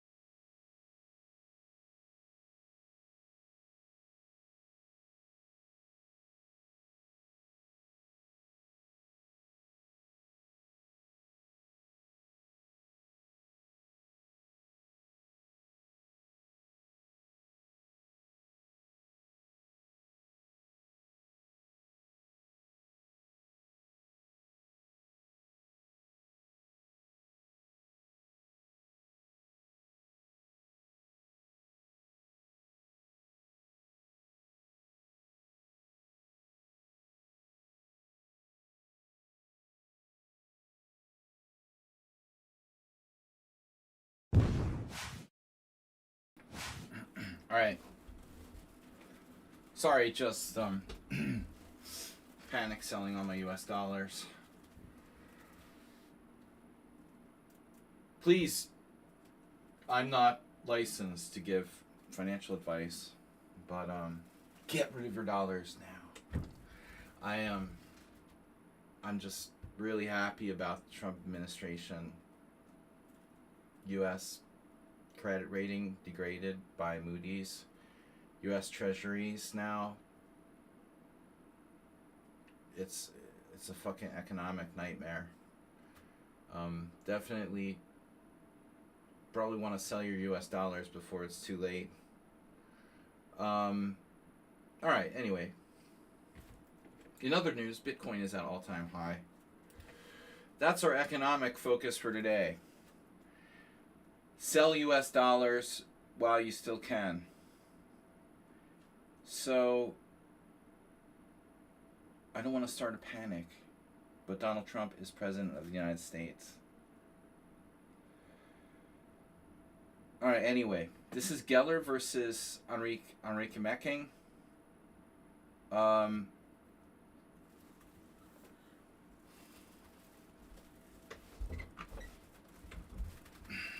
It's a Liz Truss moment. This is Donald Trump's Liz Truss moment. Nafidov. We all have our Liz... No, we don't. But some people have their Liz Truss moments. Anyway. Alright. This is a great feature game. I've always been curious about the English spelling of Cyrillic names. Yefim, the phonetic. Great game. Okay, this was played in Palma in 1970. So Mecking's still alive, last I heard, but he made a brief, he briefly came back. He was playing online years ago, like 20 years ago. He's still alive as far as I know. He tried to kind of come back after a massive Fisher layoff where he became like he was like totally a hermit. I guess he's real religious. He's Brazilian. He's, I guess, I don't know what's up there. There's a lot of evangelical stuff there, and Catholicism and Catholicism, whatever. But anyway, he was real religious. He's an enigma, is what Mecking was. An enigma. And Geller was Geller. So e4, e5, knight f3, knight c6, bishop b5, a6, bishop a4, and now knight f6, castle, black plays bishop e7, so it's a mainline Spanish. White plays rook e1.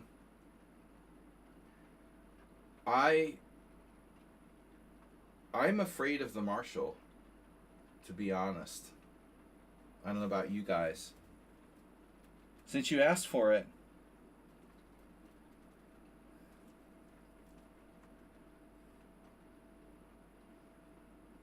is that... What is that?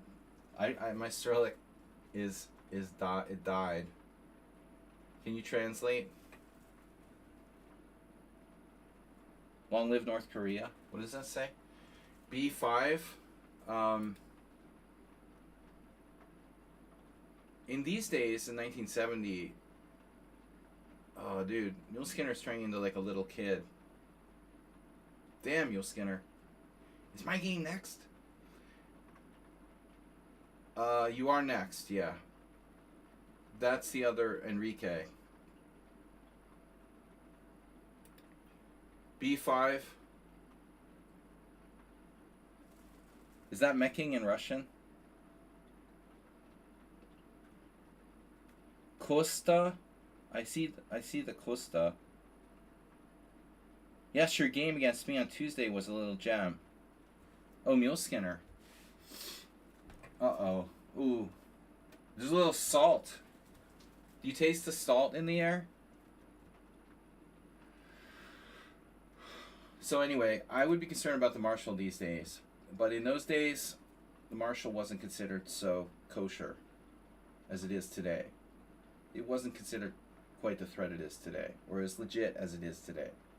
D6, C3, castles, H3, and now Chigorin variation with knight A5. Bishop C2, we've got mainline, C5, D4, and then what I would call the classical kind of mainline, Queen C7. This was what I always long thought was the main line of the Chigorin variation. You know, Geller could play black in the Royal Pez as well.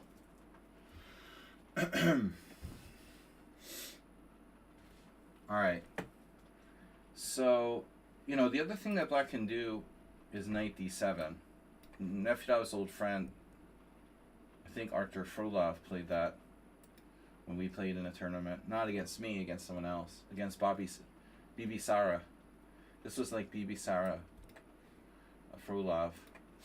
Queen c7. Main line, knight on bd2. And then black plays knight to c6. But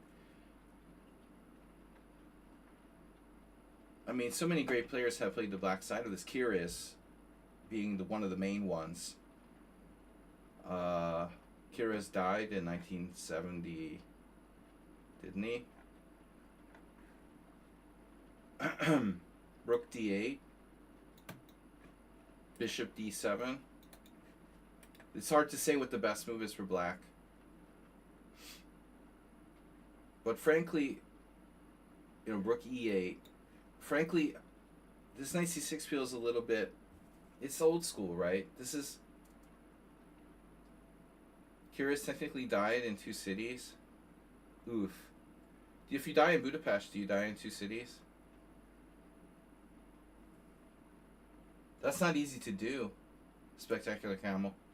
You die, you get resuscitated, and then you die again? Or like a zombie or something.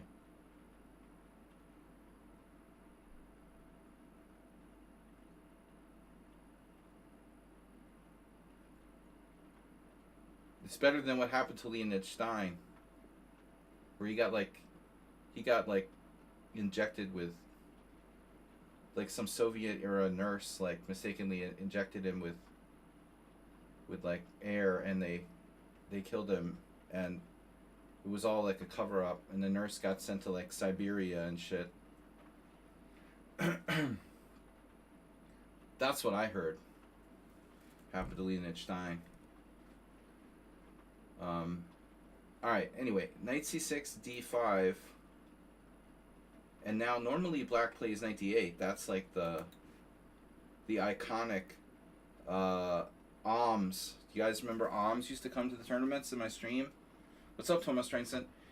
This is the old school. We hunker down, knights on d8, e8. We play f6, knight f7, g6, knight g7, and we sit there like Keresh. No, Keresh is to look for. But it would be pronounced like Esh. Keresh means to look for something. It's a verb. Kereshni. No,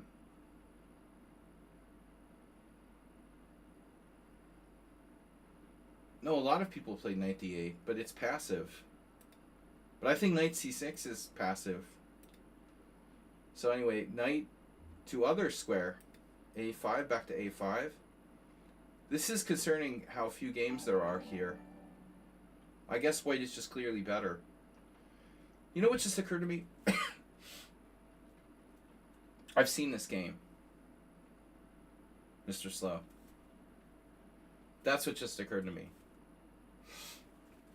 I've seen this game before when I was looking through Geller's games. Yeah, it's in his book, right? I have a book of Geller's games somewhere. How do I have a book of Geller's games? That's what I don't remember. I forget now. Somewhere I had a book of Gellert games. I think this is in there.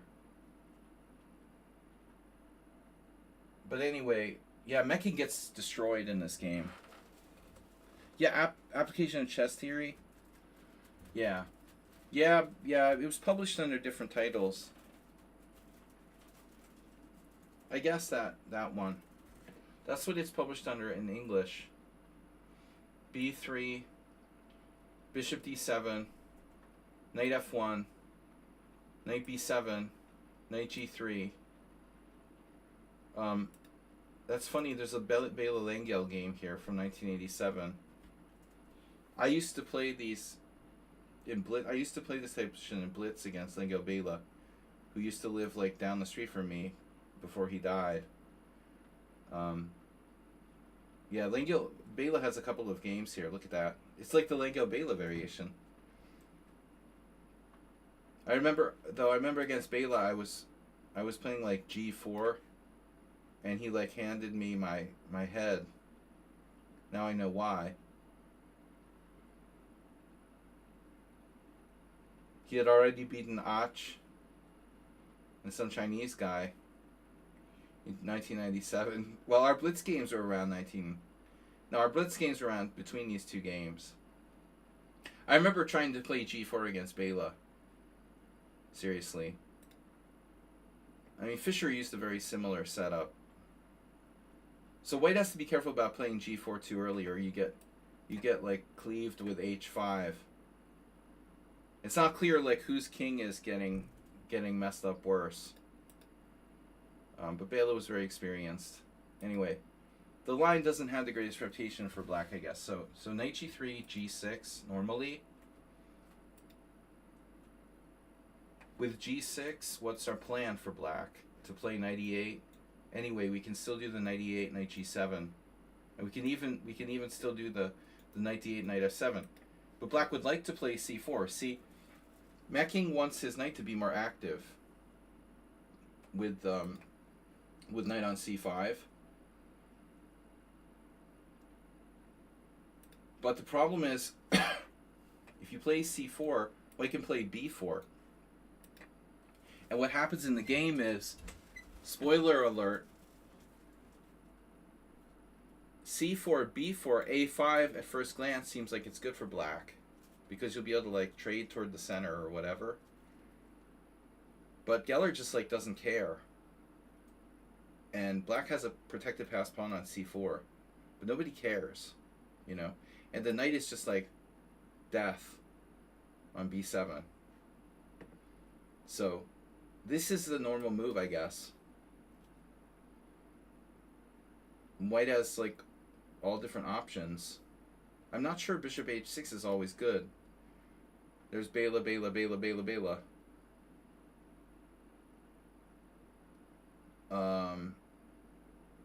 The dude liked this variation.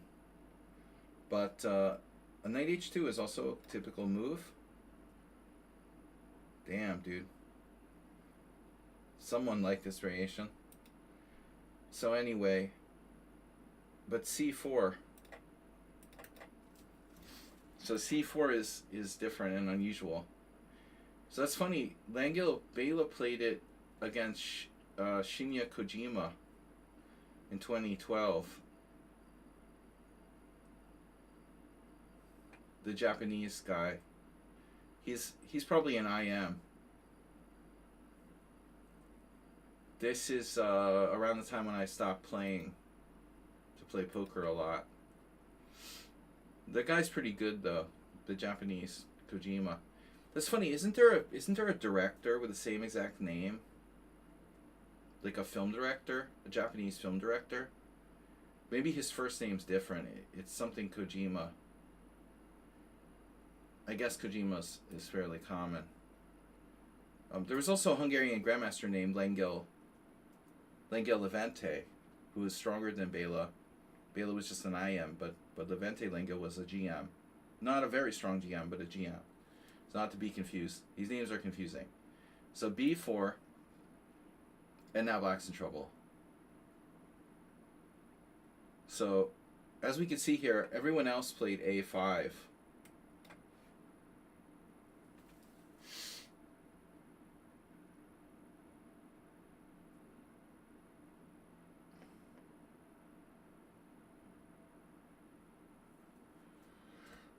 Well, I mean, white. It's like white has a penalty kick on the king side. You know, it's like a soccer game. We have a free penalty kick on the king side. You know, either we win or it's a draw. I guess. You know, you either hit the penalty kick or you don't. It's possible you shoot an own goal if you're really bad. But you know, that's the way I always thought of these positions. It's passive for black. And white has a free shot on the king side. But why would you know, my king play rook f c8? Because he wants his knight to come back without blocking the rook out. I mean, is rook f c8 really worse than a5? Because I'm not sure white really wants to play a4.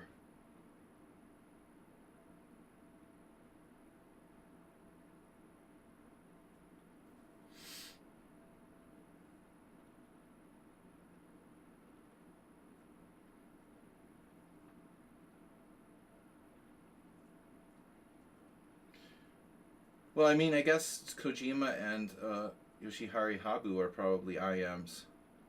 I don't know if Habu became an IM or not, but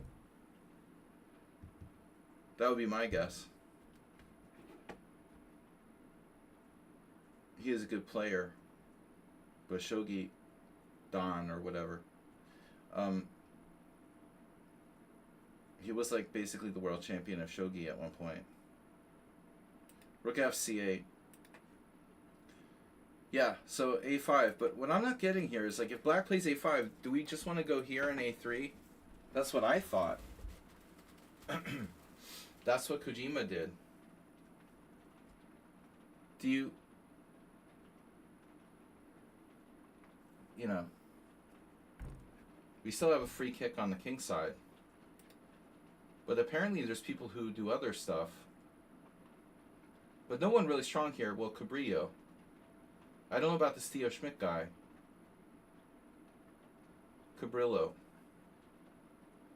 Pavli Orlov. That's like a tournament I played in, almost. Around the same time. This was played at the Belgrade Chess Federation. Cabrillo versus Orlov. A4. But do you want to do that? Do you really want to introduce play on the queen side? White has two wins here. After b takes a4. It's interesting. So anyway, rook f c8.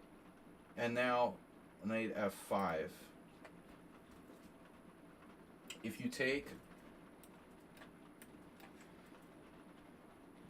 Black has, like, no active counterplay. You know what's funny about this game? It's real similar to a training game I had with one of my students. There's a funny structure. Sometimes white will even like stick the bishop on e4. Move 11 did that against me once.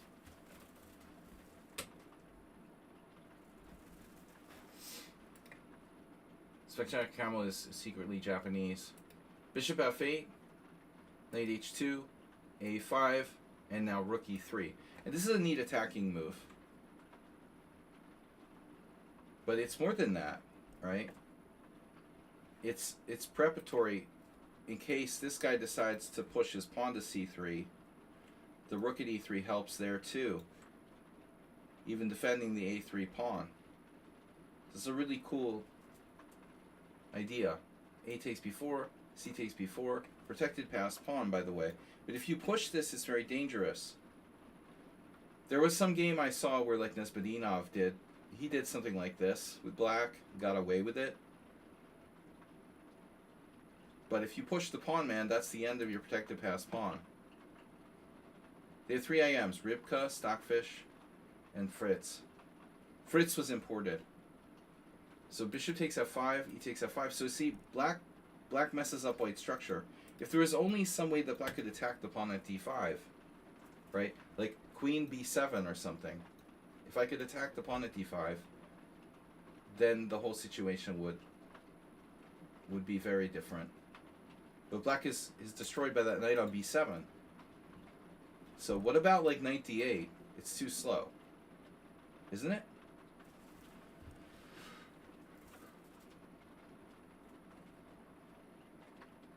Because my idea, of course, the very deep queen b7.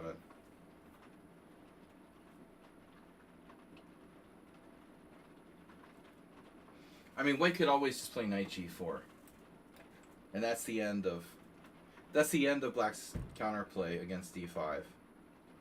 Now, good luck on getting more pressure on d5. So anyway, Mecking is in bad trouble. Plays c3. This is like desperation. He gets access to the c4 square. That's another way of attacking d5, right? So knight g4, and that means that any queen c4 whatever is meaningless now. Plus we have bb3.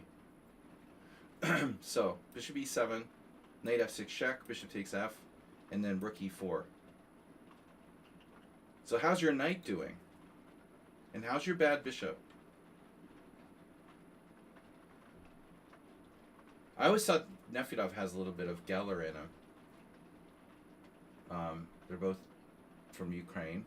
They both are incredibly computer-like strength. They both like the two bishops. Classical openings. Black cannot do anything. He's like completely paralyzed. And that knight's only other square was f7. But you can't go to f7 if there's a bishop on f6. So now you have two problems. This is just positionally lost for black. Queen d7, hitting f5, queen f3, defending said pawn, rook c7, h4. Queen e7, g3. Ugh. This is not going to get any better. Knight d8. So where exactly is he going from d8? Yeah, actually, Mr. Slow, you know, I thought about including this game in a video series I did, but it was so one-sided that I couldn't put it in, you know. It's just too brutal. It was too brutal to even consider, you know. It's still worthwhile seeing the game, but to include it in like a series or something, I mean, this like poor guy, like there's nothing he could do.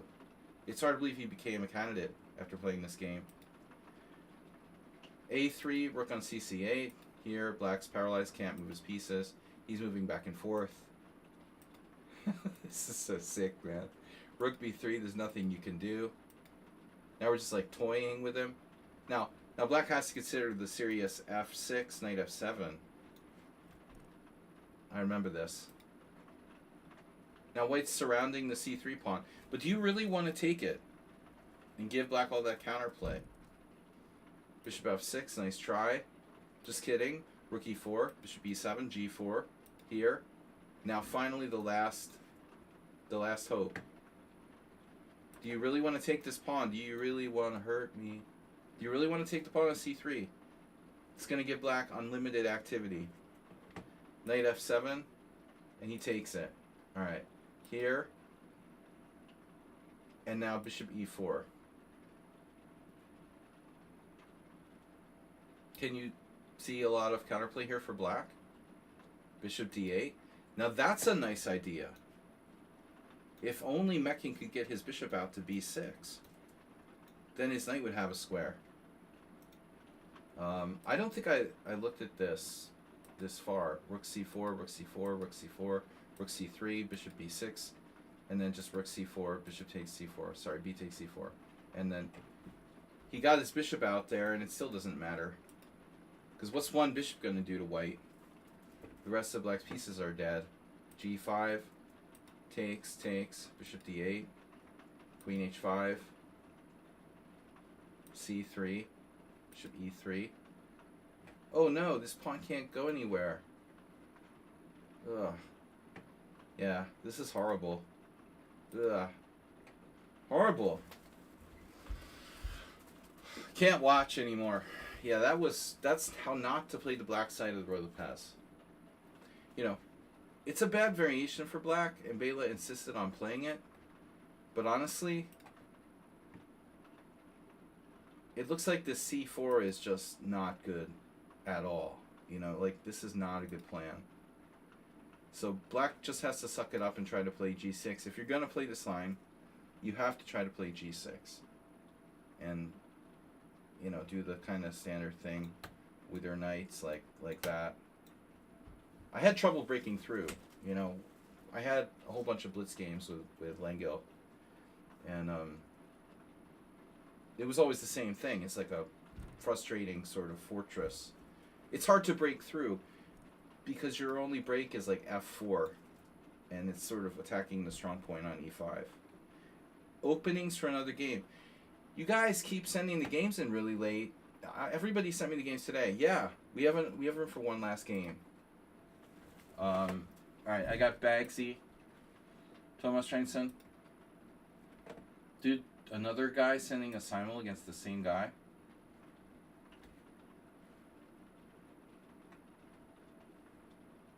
Why is everybody saying me there's simul guy in games against this guy? Okay, get PGN.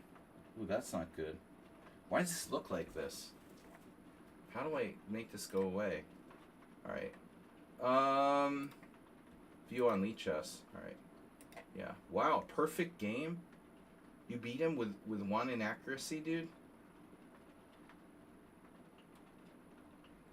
Ouch. That's a bit much. All right.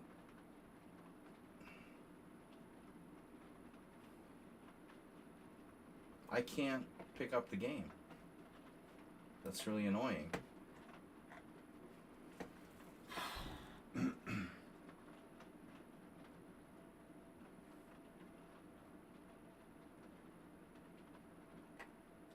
How am I supposed to get this game?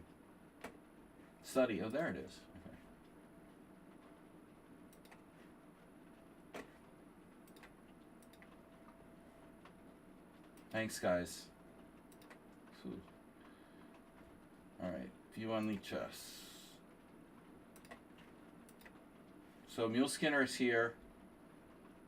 Is it Mule Skinner's turn yet? And I had to close the window because it's raining and it's like 100% humidity here. It's horrible.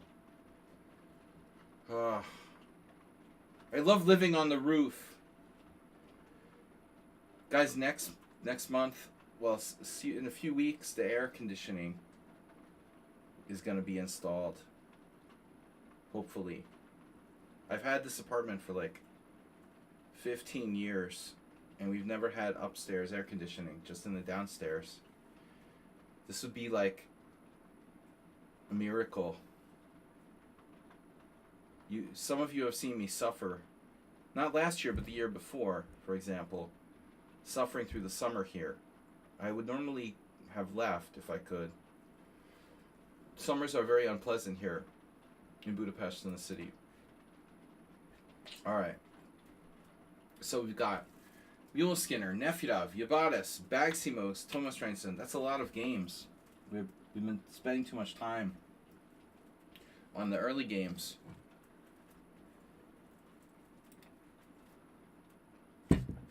I can't believe I've only done 4 games. That's crazy. Gotta speed this process up a little bit. Whew. No air in here. Alright. Sell your dollars. Buy Bitcoin. Although Bitcoin, I don't know. I'm not a financial advisor. I'm just saying Bitcoin is at its highest. Maybe not a good time to buy. But, you know, in general, I think Bitcoin is a good investment. The US dollar is shaky. But who knows? All right. Just remember who's president of the United States. Treasuries are going crazy. Bonds are collapsing. All right, Mule Skinner with white. E4, C6, D4, D5, E takes C5, C takes C5, C4, Knight F6, Knight C3. You know, Mule Skinner, I always thought it was weird that you played the Panov against the Caro-Kann, because all your other openings are like very closed. Grand Prix attack. I've mentioned this before. Grand Prix attack.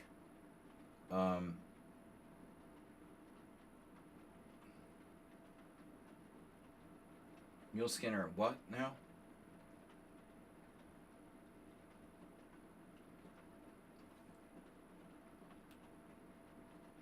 I don't know what you're talking about now.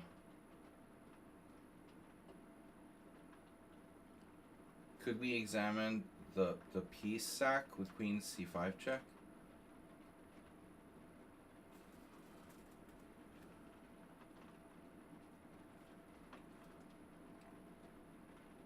I'm not sure what you're talking about.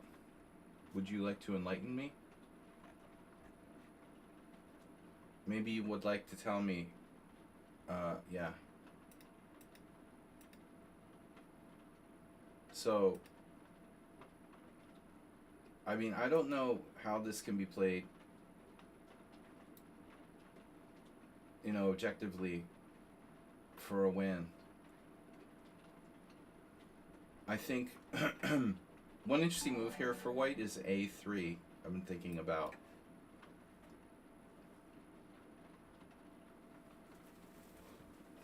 Because I'm desperate, you know. I'm desperate. Of course, black can play g6 there. I played bishop g5 a lot. I like bishop g5. I prefer bishop g5. And after this, bishop g4, black also has g6, of course. After this, now,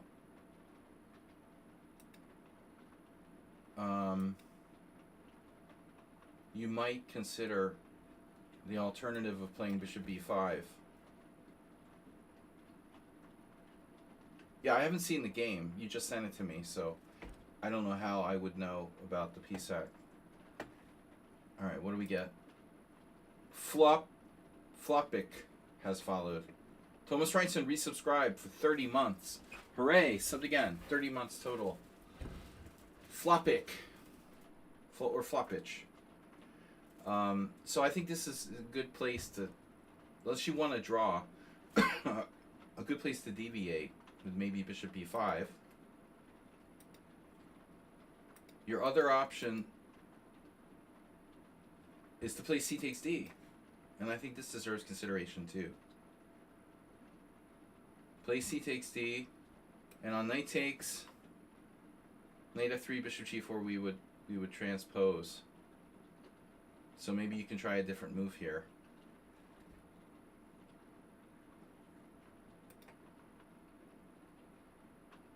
Queen b3, I've never seen anyone do that. Interesting idea. So bishop c4, and if bishop e6, can we play anything interesting? Not really. I just don't know, man. I mean, I just don't think we can get an advantage with it. I don't think we can get an advantage with the Panov. It's the problem. I've been playing it a lot. So we'll see. Knight f3, bishop g4, c takes d5, knight takes d5, queen b3. Bishop takes f3, g takes f3. Now black has to play e6. The other line is inferior. Knight b6 is inferior. E6. Queen takes b7. Knight takes d4. Bishop b5 check. Knight takes b5. So queen c6 check, I guess, is more accurate. King e7. Yeah, now this queen c5 check business. There was a game that I saw a long time ago that didn't end well for white. Wonder if it was this line.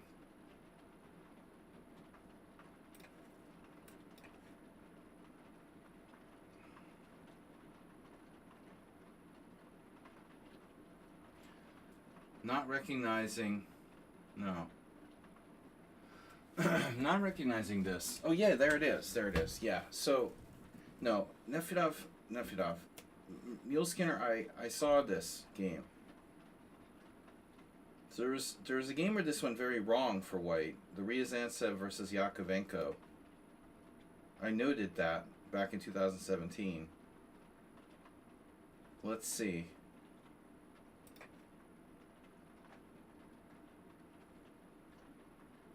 Now, you can see there's a game from 2016, and there's some more recent games where white won a bunch of them. But I'd imagine that people might have missed this. But Yakovenko is not your average bear, you know.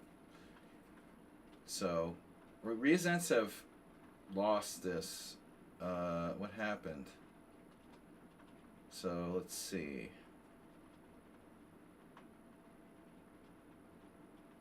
Was it knight d6?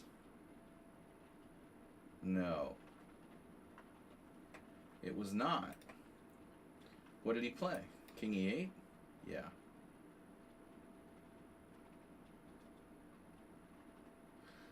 So what's the point?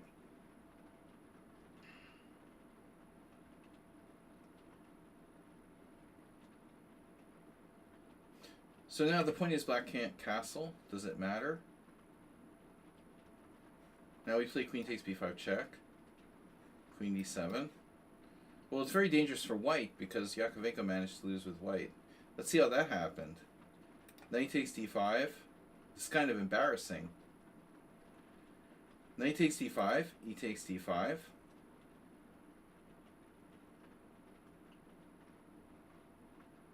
One game with queen e2 that was a draw. But it appears that the best move is queen d3. So, the point is that black's king now can't castle. But, in many lines, like the king typically goes to f7 anyway. Yeah, so. Queen d3. Now, the bishop e4 check was played in a bunch of games, but what's the point of bishop e4 check?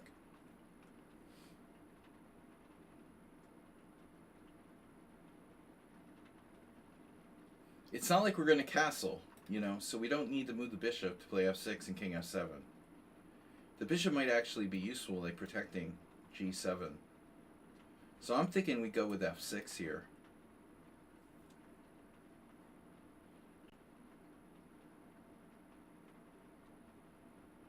I'm not that sold on the whole bishop e4 check thing, like what that does exactly.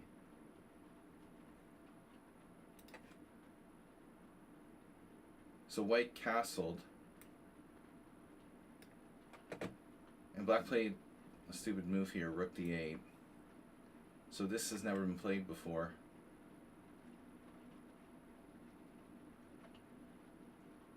Bishop f4, g5. Yeah, I mean, white has a small technical edge. It's a new wrinkle. But it's interesting that no one defended what looks like, you know, the best way. They all played bishop e4 check. I think it's partly because that's what you do in the normal variation.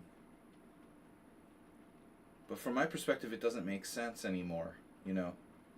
How does bishop e4 check benefit us if we're not even going to castle, you know? So I think this is clearly more logical. And immediately this dude went wrong. He played rook d8. What is rook d8 about? Like, why play rook d8? I don't understand. Do not understand that move.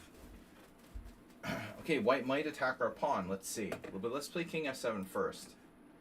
If white decides to play rook d1, attacking our pawn, you know, in IQP positions, it's not best strategy to, like, passively defend anyway. Yeah. So computer just plays bishop c5. Doesn't fucking care. Bishop c5. What are you going to do? Take this. Check. Takes. Takes. It's a draw. It's still probably a draw. Very, very hard for black to win this position. Especially because f2 is weak and white's kingside is messed up. And there's 3 open files. Like, how are you going to prevent black from... Yeah, I'm skeptical. But, yeah, I agree. Like, it's tricky and people are going to make mistakes. And they did in a bunch of games.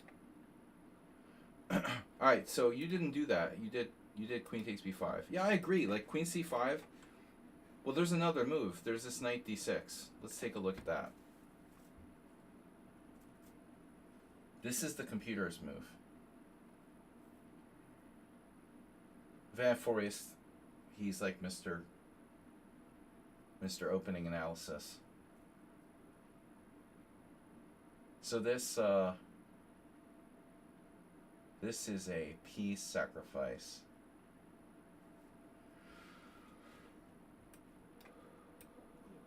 Wow, people have played King D7. Oh my god. E takes D5 check. Castles. And black has to be very careful.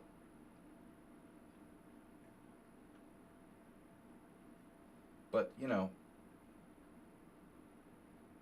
when you look at the list of players here, the problem is none of the players with black are very good.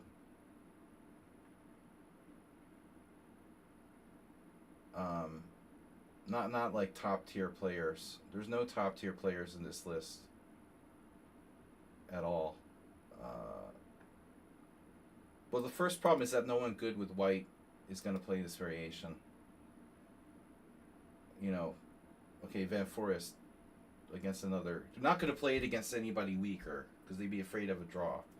Van Forest can play it against Vincent Kamer, but if he was playing someone lower rated, there's no way he would risk this. You know, it's too likely to end in a draw. You can play it against another Grandmaster. Now, I'm skeptical, but anyway. Okay, Queen takes B5. I agree it's probably better to play Queen C5 check. It's at least an interesting try. There's also Queen D6. Here black actually won a game. Pranav V. That's very familiar. It sounds like someone who probably beat me. Knight takes D5, E takes D, Queen takes B5. So similar to the normal line. But yeah, this looks sketchy for black. Black's king isn't quite safe. So that's definitely interesting. Okay. Well, here we go back into, you're playing just the main line now. Oh, it's a draw. Okay. So black played knight c6, so he didn't know that he's supposed to play knight queen d7. Enrique. Queen d7 is usually played. So this is a mistake. Like a slight mistake. Black, I've never played knight takes c3, so I don't know. It looks like there's a million draws with rook b8. But it's funny that black has a plus score after rook b8. What are they, like all correspondence games? I mean, I don't see how white could lose here. It's unbelievable. White actually lost like 3 games from this position. That's really retarded. Alright, queen d5. You traded queens, but now you've got nothing if you trade queens. Because you have the worst structure. In this position, you know, this is always thought to be better for white because you have the queenside majority here. Put the bishop on e3 and you have a queenside majority. Hertan used to claim that white was slightly better. He liked to play this with white, but objectively, it's almost always a draw. But the way you played it, now you have isolated pawns all over the place, you know, so I don't think realistically you have much. This rook b1 though is something. So black will put the king on where? On e6. You should play king e6. I've played with black, you know, in these type of lines. King f6 gets in the way of king f6 is vulnerable to checks. It can get,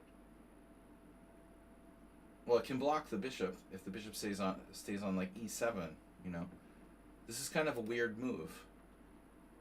I mean, if you think about it, bishop might come here. I understand that white could check you on the e-file, but in any case, you're usually going to f5. So this is kind of weird. king e2. I mean, I don't know what to do with white. I mean, you want to play rook b7. You want to play maybe rook g1. Bishop e3, just to put the bishop on d4. That looks good. I like bishop e3. So, this was played. But king e2 is new. King e2 isn't great. Bishop e3 is better. So I'm not surprised that black maybe lost this game in the Romanian Women's Championship. I mean, I'm sure that black can lose. It depends. If you're over 2400, like, it's unlikely. King e2 is certainly safe.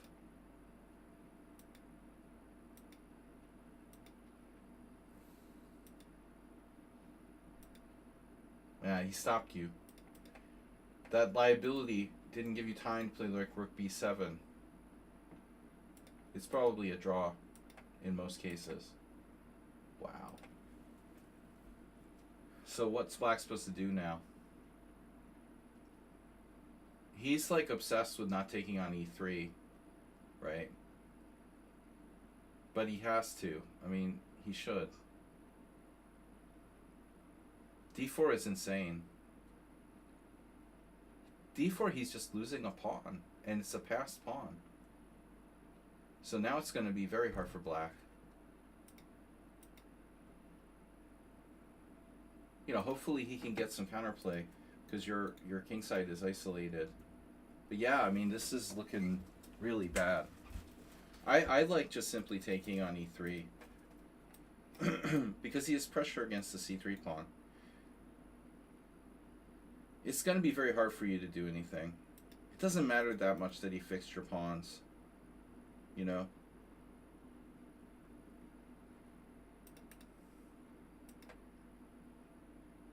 You didn't take the pawn. You should have taken the pawn. I mean, it's a hard decision. Your bishop looks really bad, man. You know, I probably would have taken with the bishop too. I mean, this honestly, this looks really grotesque. This bishop on d4. But yeah, you have some threats, like when he goes here. Problem is his king isn't safe. Yeah, at first glance, this looks like the right decision, because you're going to have a really ugly bishop on e3. But he has to defend carefully. It looks like this is bad because of a4, a5. So he should put his bishop on d6.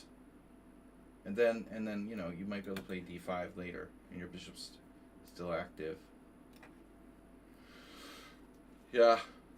His idea to play d4 was terrible. You know, there's absolutely no reason to do that.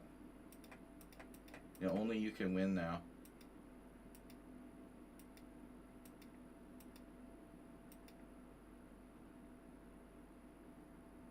That's annoying. Okay, draw. So there's some interesting stuff. I mean, the queen c5, yeah, I had only seen that one game.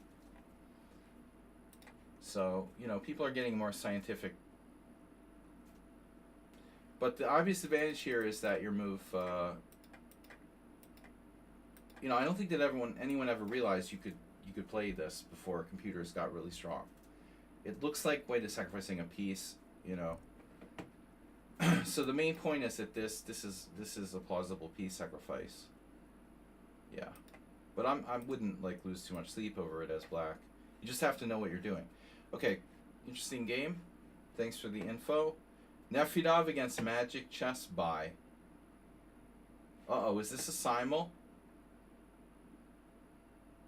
No.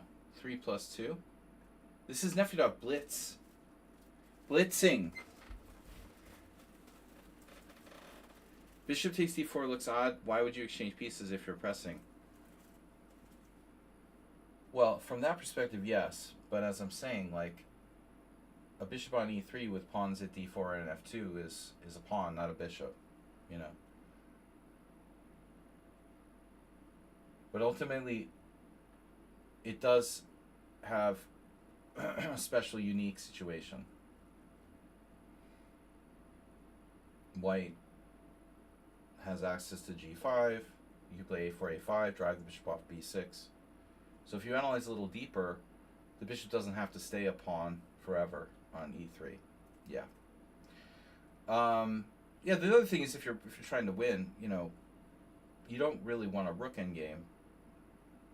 But bishops aren't great either. You know, you really want a knight on the board if you're up a pawn. So this is Nefyadov Gligorich variation. His favorite exchange. So at this point, normally, when I'm black and white plays this, I want to vomit. No, I think it seemed okay what you did, but all rook games are draws. Yeah. I mean, it's easy to see what the computer said. Be like, oh well, yeah, and talk yourself into it.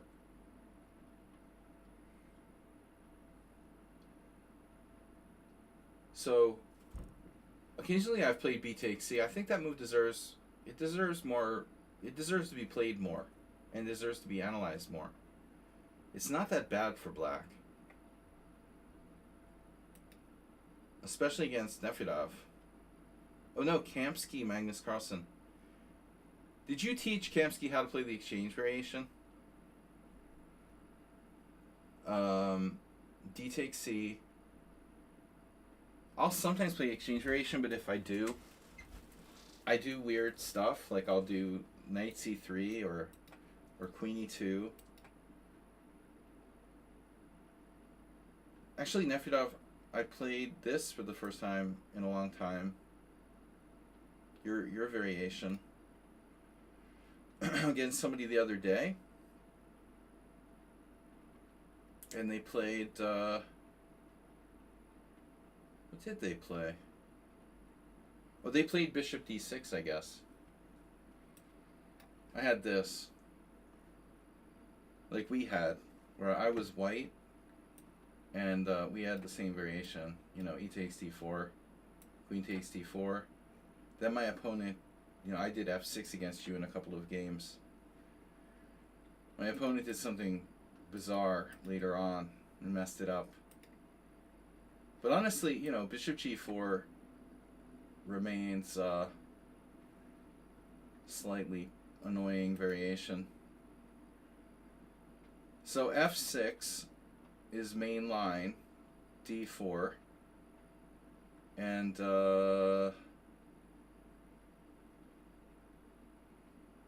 what else?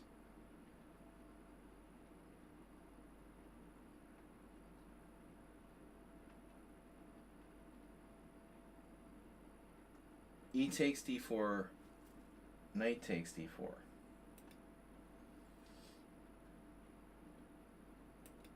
Now, I think I tried to play this against Nefyadov once or twice with black, but I don't really know what I'm doing. Of course, most famous example of this is from Bobby Fischer, 60 Memorable Games, where Fischer has a couple of games where he won nicely. That's a book that everyone should know.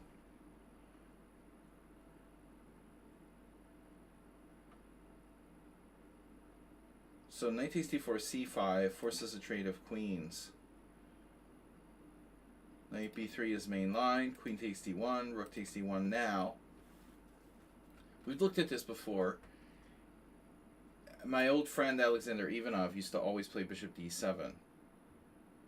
But this, interestingly, is the main move.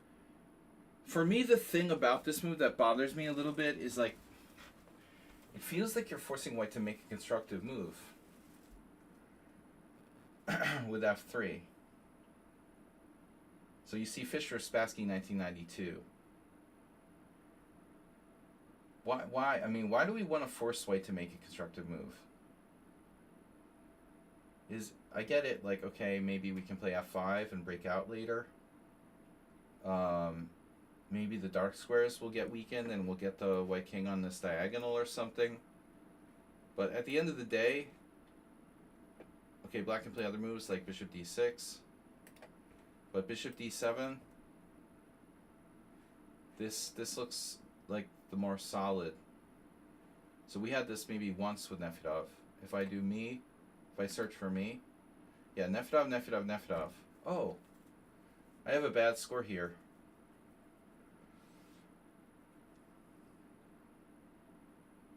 We have a bad score against Nefedov. I only have 2.5 out of 3. Well, that's what they say. 2.5 out of 3 ain't bad. We always like to joke around here. A4. And what's the real theory say? But I remember at least one of these games you had a kind of advantage, if I remember correctly. Nefedov's hiding now. Bronstein Medina. Okay, but anyway, I prefer bishop d7. But see, people don't want to do that. They want to be like... The black side of the exchange where Lopez is the best place to be macho, you know? Oh, I want to be a tough guy. I'm going to play bishop g4. Now this move, interesting.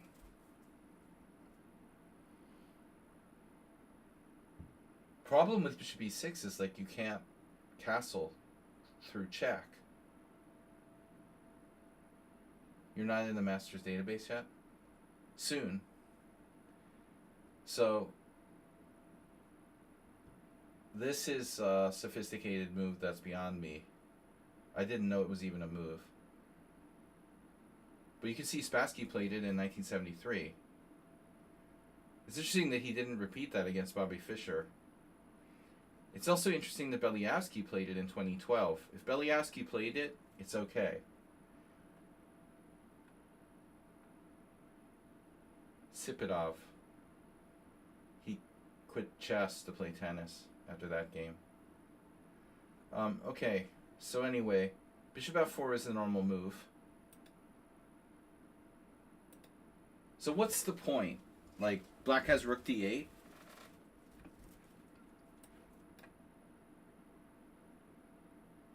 c4 or rook d8. Rook c8 is ugly. That was played by Yakov Estrin and a guy named Zoltan Almashi, who younger players may not be familiar with. Quite a decent player. Hungarian champion many times, who's basically given up playing, it looks like.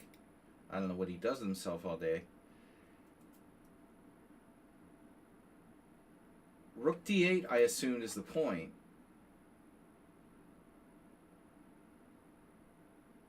It doesn't seem to solve black's problems. So now knight c3, bishop d6.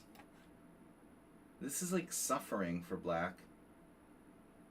It looks like it's still a draw.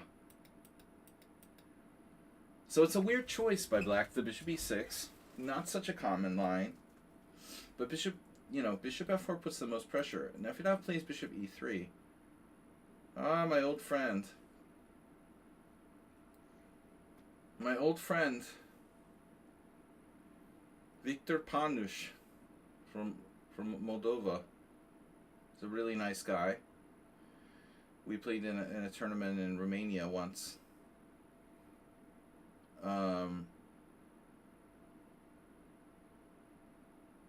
Victor, friendly guy. So bishop e3. He's the only one who won. He played c4. I mean, the opponent played c4. Yeah, I mean, I would play b6 without even a second thought here. I mean, this looks weakening.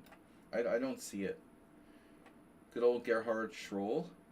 So I've played 3 out of 4 of these players. That's how much I get around. Against Van der Velde, draw. Schroll win. Panush win, I think. I don't remember. Maybe it was a draw against Panush, but I didn't lose. Bishop e3, b6. Looks better. So Nefedov now, with the novelty, but perfectly reasonable move, knight c3. 1976 game. Gudmundur Sigurjonsson. Sorry, Tomas, for the mispronunciation of this name. That's Icelandic.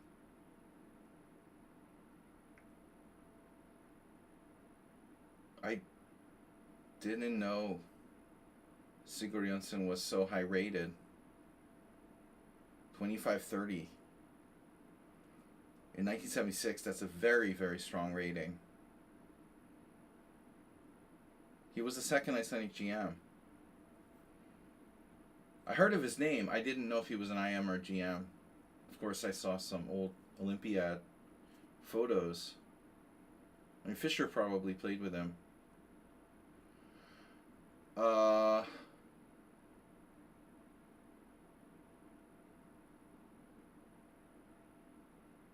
So Nefedov didn't play a4. I mean, a4 is kind of a normal move, right? And then black has to decide, you know, how to deal with the threat of possible a5s or not. But Nefedov has experience. He plays just knight c3. Okay, so here we have knight there.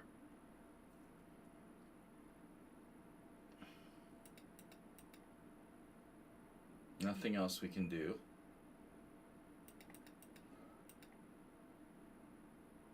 So this is transposed to a whole bunch of games.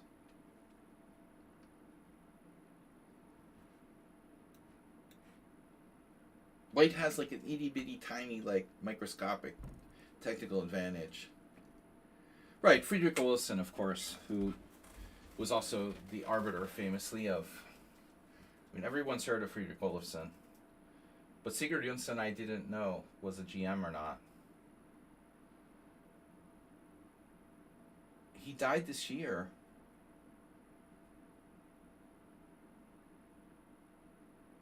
Friedrich Olofsson died this year? That's crazy. I didn't hear about that. A4, A5. So now we're getting to some modern transpositions. See, Nefedov has forced black, you know, into putting like the majority of, or induced black into putting majority of black's pawns on dark squares. And that's making that black square bishop pretty bad.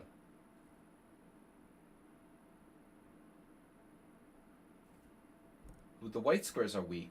Nefedov has white squares, his opponent has dark squares. This bishop, though, centerpiece to black's position. So now you play knight d5. This is a novelty. And it's threatening the cheapo knight takes b6. I have a weird feeling like you did that or someone did that against me. You or someone else did the knight takes b6. And I had to do like bishop takes h2. Shit. She blundered it? Oh man. She blundered it. Black just ignored the threat and played knight e7. So the problem is we're going to do knight b6, bishop h2 check, king takes.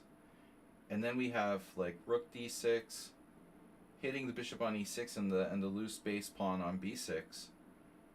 And if black has to do something like bishop takes b3, rook pawn takes, now b6 is hanging.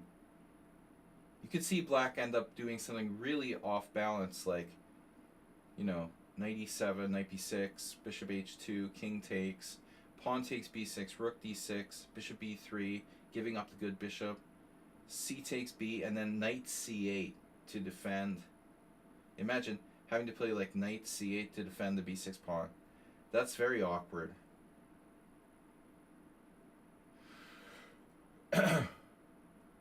So what is black supposed to do? Well, I think the first thing to do is like not freaking play bishop e6 in the first place. But why not defend the bishop on d6? So I think this is a good moment for castles, no?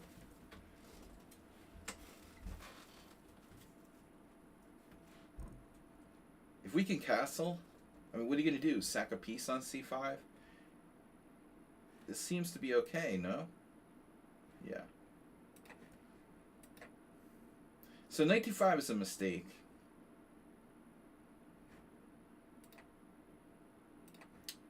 She forgot she could castle. Playing too much chess 960 or something. Knight d5 was a bad move by Nefedov. I mean, you are blocking your own rook here. You got caught playing for cheapos, basically.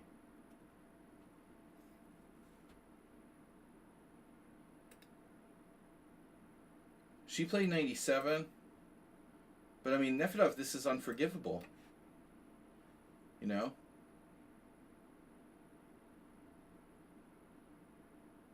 So bishop takes h2 check, forced. King takes. Takes. Now you have rook d6. She can't afford to lose this base pawn. So she has no other move than to take on b3. Then you take back. Then you have bishop versus knight, a kingside pawn majority. No, they're equal. Sorry. No. You don't have a kingside pawn majority. But I still like your king. And I like your central pawn. So knight c8.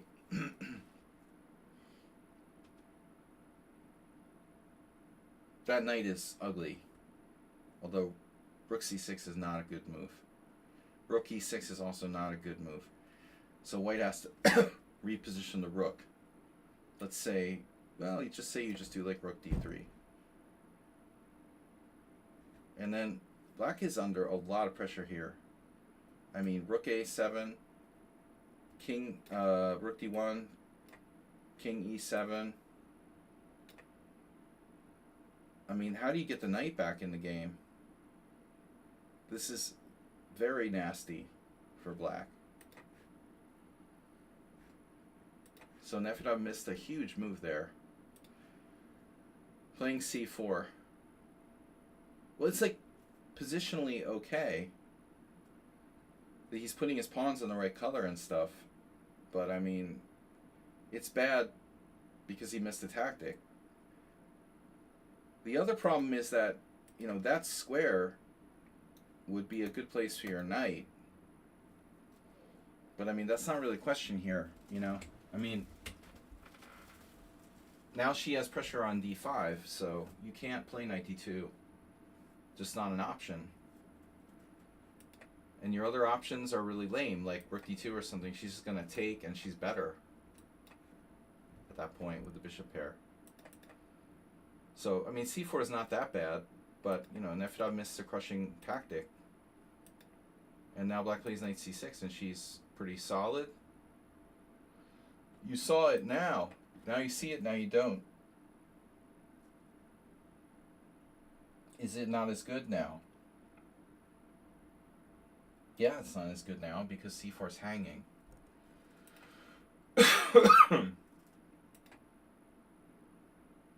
What did she miss here?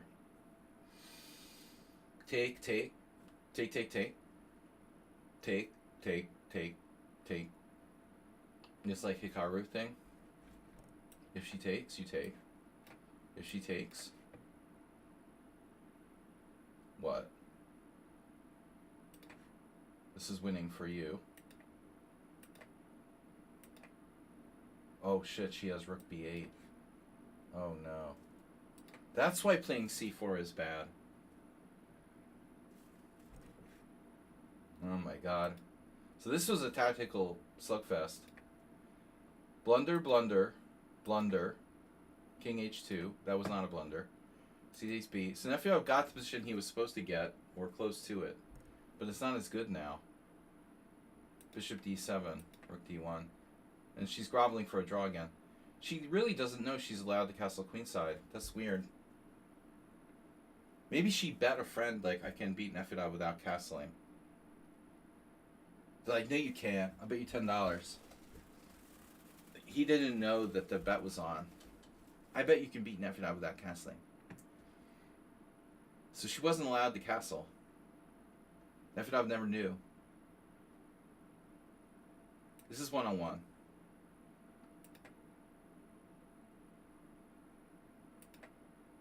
She's like handicapped.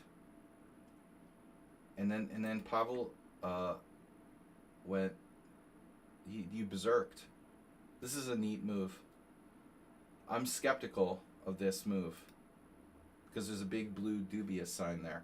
But okay, my question is this. After pawn takes, knight takes, you must have looked at knight b8. Pawn takes, knight takes. Oh no. But wait, pawn takes, knight takes, the bishop can move. Like bishop g4 or something? So show me something. If takes, here, because it's on this rook, and you're also holding c8, so rook takes, oh, this is crazy. This doesn't work. This doesn't work. Rook takes c6, you're down a piece. Yeah, so Nefedov, yeah, this is a very sloppy game. Is this really sound to sacrifice this? Can't she play bishop g4? Wow, bishop g4 f3. So that actually is refuted. But I was right about knight b8. Yeah, but here you probably do have enough compensation. You know, I also saw this, but I don't know if that's enough either. Yeah, Dr. Jekyll and Hyde. Nefedov is like playing the exchange variation to unleash crazy endgame tactics on his opponents. He went into Dr. Jekyll mode. Or this is Mr. Hyde, sorry. Same thing. 95. Chick is playing too fast. She has a minute ahead on the clock.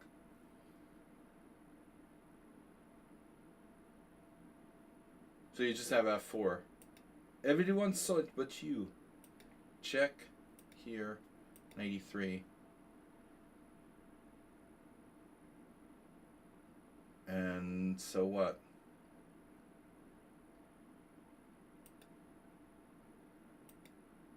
You get your piece back with a lot of interest. Big interest. Big, beautiful interest. She knows she can castle. Holy shit, that's unbelievable. You know how black should end this game, right? There's only one way to end this game now. She's like 2 pawns down. On 96, she should play rook f7 and allow white to like checkmate her with that. Because otherwise it's just, alright. Okay, his b pawn is backward. Still, white's winning. Big, beautiful b pawn. Man, rook on the 7th. Yeah, you should be playing for mate here, it looks like. Plus the passed pawns. You hesitated. 1 pawn down, not 2? Dude, she's down a pawn on both sides. Oh shit, I keep thinking you have an H pawn. Yeah, you're right. I'm sorry, I just keep thinking the H pawn is still there. That was the second time I did that. It doesn't matter. But rook c5, yeah, rook c5, you shouldn't have taken. It's Nefedov panic mode now. You still have the big, beautiful pawns here. So much for the big, beautiful pawns. Now it's a draw. She might be better with the outside a pawn. Oof. Oof. Double oof.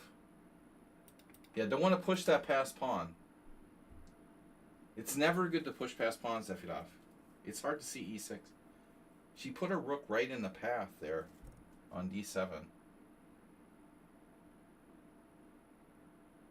Man, that's a bad move. And Nefedov has a materialistic leaning. Rook takes a5. He's low on time. He was low on time. It is increment though. So this chick is playing, you know, typical like kid style where you play increment like it's sudden death. You know, she probably plays too much sudden death. So it's going to be a draw. Nefnov's just a gentleman. He's just a gentleman. He offered a draw at some point. His favorite thing is to offer draw in lost positions, like he did the last game against me. But this is too drawn to offer a draw. You should wait till you have a lost position. This is way too drawn.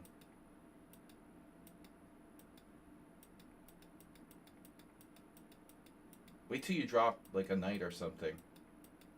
You should sacrifice your knight for the last pawn and then offer a draw with, like, you know, rook against rook and knight. He's trying to, like, self-mate himself. As if you could sacrifice. Ah! Knight takes e2. Not rook takes e2. Knight takes e2. And now you've got pressure. Yep, playing for the win. No draw for in this game.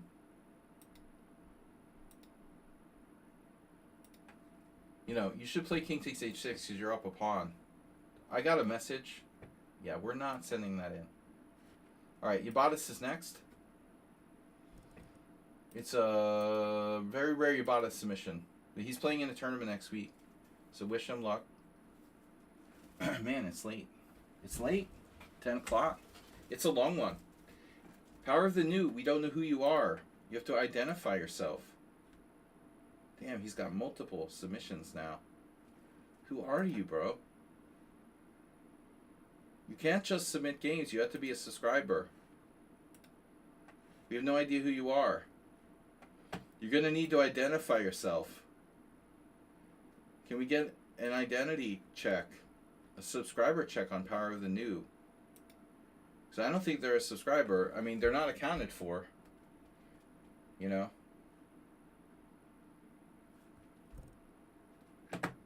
Good game, Nefedov, for that time control. We would expect better from you in a longer time control. Less blunders. Alright, so this is my preferred defense with black. I do not play e takes f, though. The Sladgie system is taking with a g pawn. So the first thing that really speaks to me here, I did not know that Mamajara was playing the Trumpowski so much. But he is a big fan of less common stuff.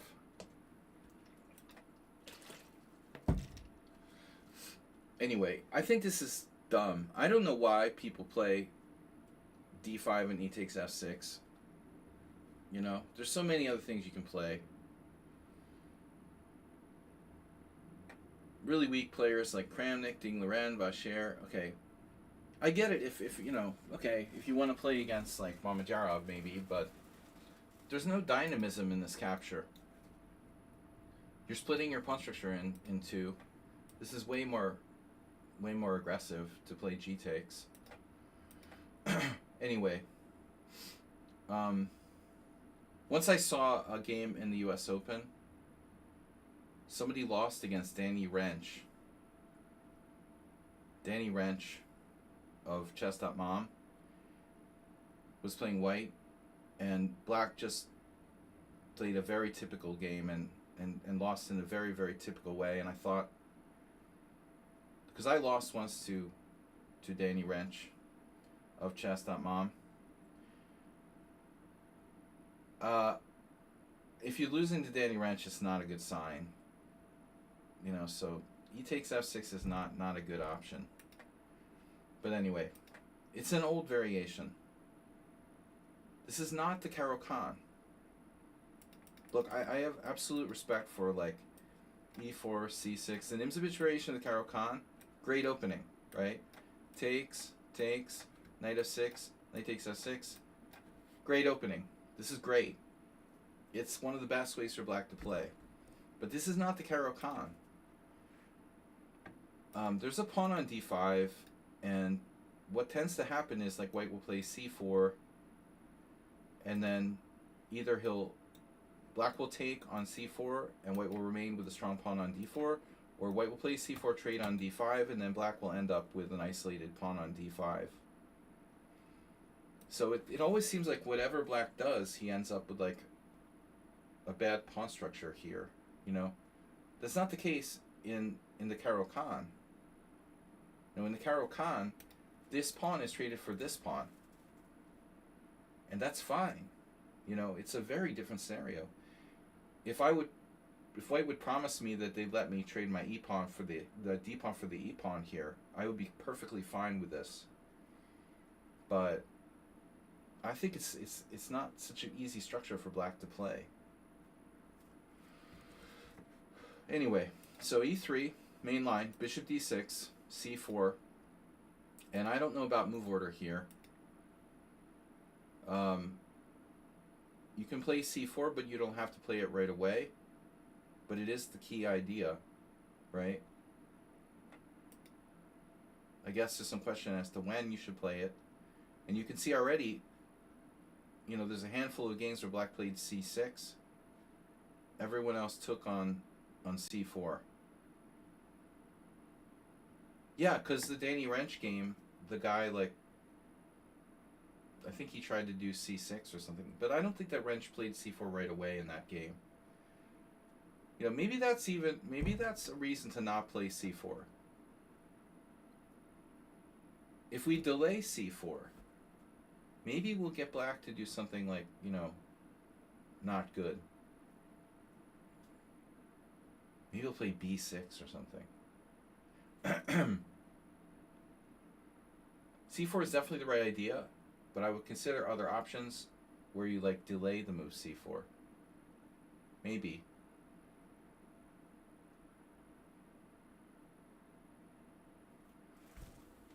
But anyways, so c4, and your opponent played c6. And the interesting thing about this is there's 5 games out of 400 games where this was done. Look at black's score, bro. Senf, I always like that name. Martin Senf, he's German, I am. I played him once in Norway. But what I love is the double F. How do you pronounce double F? Maybe we can ask, like, Mr. Slow. He's the only German in the stream today. Should I do like f? Is it silent? Does anyone know how to pronounce double F? Senf. What if it's just one F?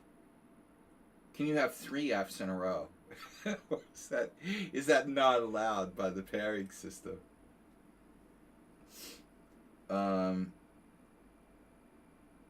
Why does black have such a good score here?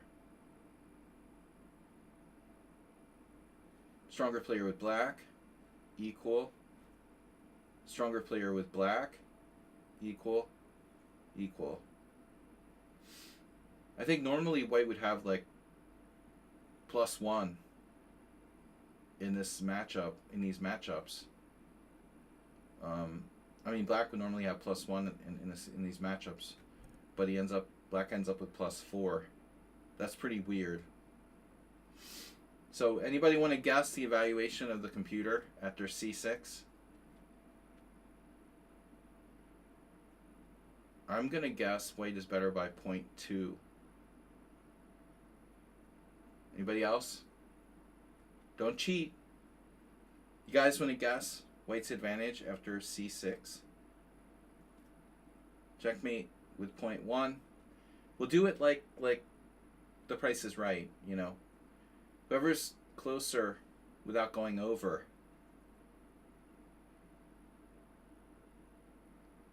After c6. You think it's that much? No way. 0.5 is too high. But why does black have such a good score? Okay. Charishkina Abdul Malik 2019, forget it. Like old over the hill player against Abdul Malik.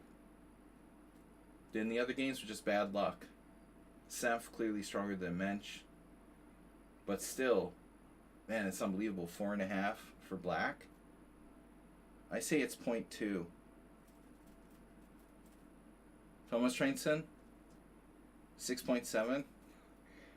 $1, Bob. All right, let's see. So here we go. Dude. See that? Lock it in. Am I good? I told you guys. I nailed it exactly. Give me the $100, Bob. Which pocket? I got exactly. Did I cheat? Do you guys think I cheated?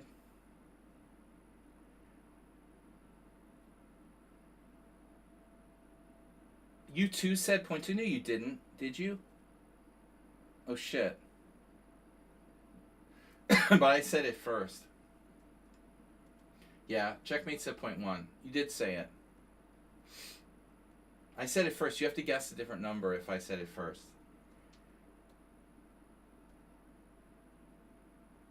Yeah, anyway. But that's...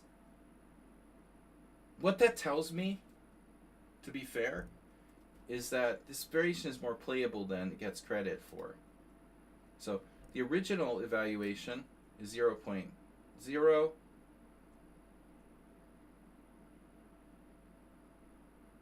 Maybe. After d takes c4, bishop takes c4, 0.0. The Trompetsky doesn't necessarily deserve to get an advantage, but I think you might get 0.1. So it's a slight inaccuracy, but it still deserved to be played more. So the point is that the isolated pawn on d5, it may not be as bad as it looks, because it looks really bad. The question is like, okay, how do we attack it? We got a fianchetto with our bishop. We can hit it with a knight, a bishop, and a queen. And the second knight's going to be tricky. What are you going to do? Like put your knight on f4? Then he can hack that off. Black's going to look for active counterplay.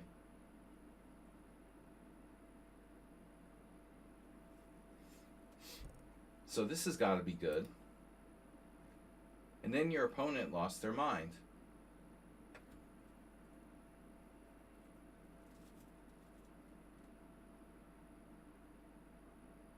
What's the best way to defend, a weakness?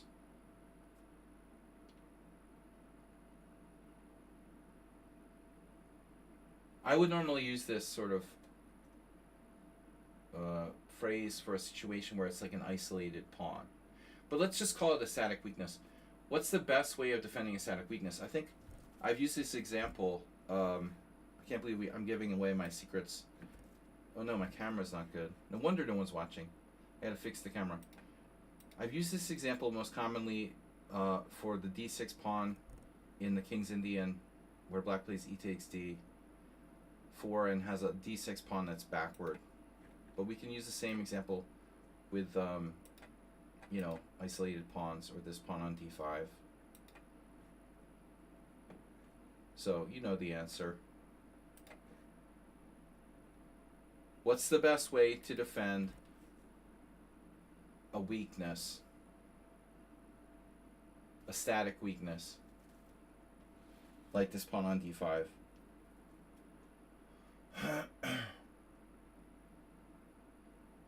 Acerbate says, let's do Family Feud. We had prizes right. Let's do Family Feud. Acerbate. Survey says, move the same piece twice. No. Alright. Can you say last resort?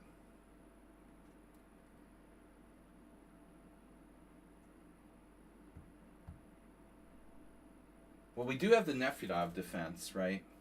Nefedov's opponent. There's always Nefedov's opponent defense. But the lesson is, the best way to defend a static weakness is to not defend it, but rely on active counterplay. So Mr. Coffee gets half credit. Counter play around it. I'm sorry, your wording is rather strange. We only can give you half credit for the strange wording of your response. You didn't form your answer in the form of a question. So, okay, seriously, move the bishop again. Not great. Move the bishop again. Not great. Defend it directly with a passive move. It's an option. It may be necessary.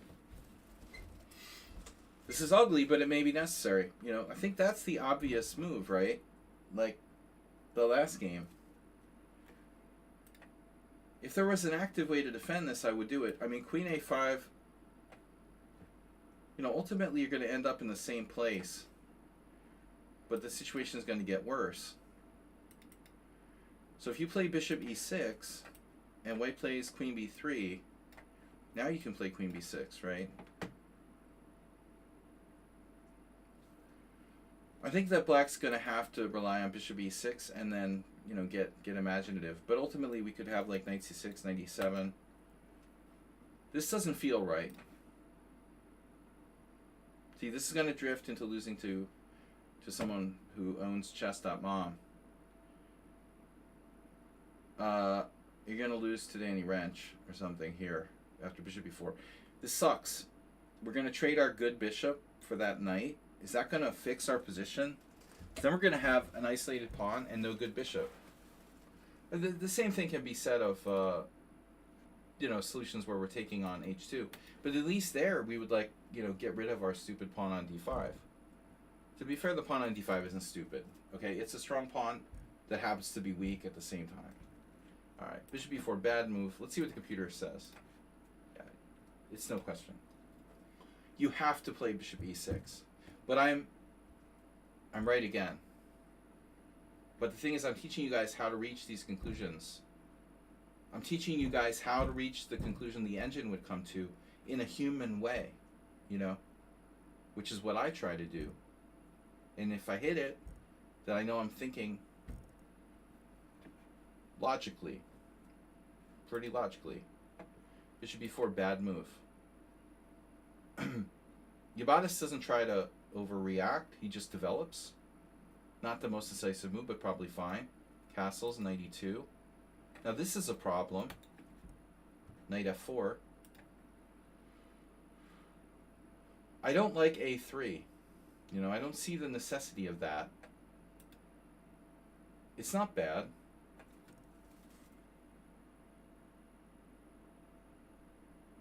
Not my favorite. Were you concerned about maybe anything in particular here? Were you looking for something particular?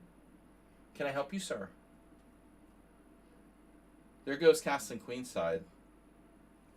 No, I don't know. a3 is fine. It has some ramifications. This is horrifying, but what's black supposed to do?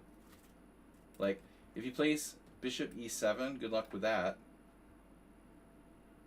That looks horrible. Now we have additionally knight f4, queen f3. That pawn is not going to be around for long. That's gone. So yeah, I mean, white's kind of screwed. I mean, black's kind of screwed here. a3 takes. You took with the pawn. That's interesting.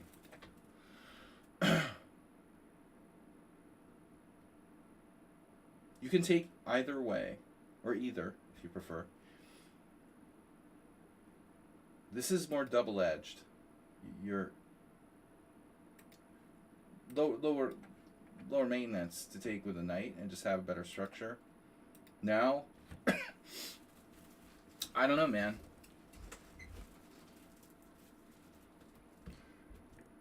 I prefer taking with the other way, but this is still okay.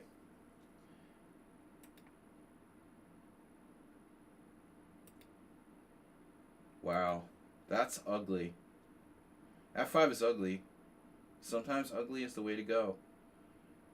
So, yeah, I mean, there's all kinds of attacking motifs with like G4. The problem is that where's Yabatis going to put his king? He can't castle queenside, so it's going to have to just hang out on like F1. I think you should also consider moving your H pawn. You know, you could have a whole kind of kingside attack. You just need your rook to come over somehow. Rook A2, Reshevsky style. So queen H5. Unfortunately, I'm not sure if this is a threat or not. Yeah, okay, G4. Now you have G5. The downside of this is that it closes the position and takes the pressure off of F5. But I'm not sure if you have an option.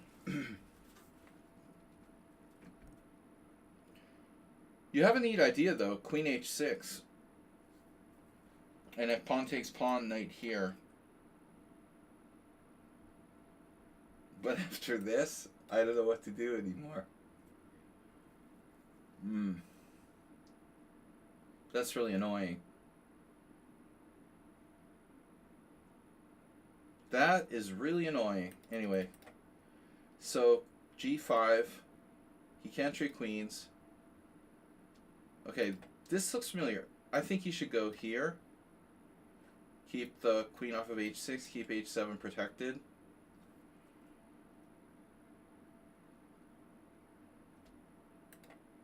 But now, he's going to get ripped with the H pawn. And his queen also has to keep the bishop protected. So it's going to be hard for his queen to protect the bishop and protect H7 at the same time. This understandable, but maybe E8 is better. I mean, maybe we should just put our rooks like that. He needs to keep D5 protected. He needs to keep the bishop protected. White is clearly better, unless his queen gets trapped on H6. Of course, there is like H4, knight D8, followed by F6 and knight F7. The guy trades queens. So you trade queens. Yeah. You don't want to let him take on H6, right? And then H5, and you're better. It's a very pleasant endgame. Black has super pawn. It's a super pawn. Oof. Oh no. Now he can't take with the F pawn, but he can match you on the H file. Damn. Yeah, I want to sack the exchange. There's no time. Damn it. So he has rook H8. This sucks. He's hanging on now. He's just hanging on. Maybe you misplayed the timing of that, you know, Ubatis. There's no reason you had to exchange right away. Maybe it didn't make a difference in the long run, but you should have done this first. Or maybe just E2. But I think you exchanged too quickly. You know, you could have saved yourself.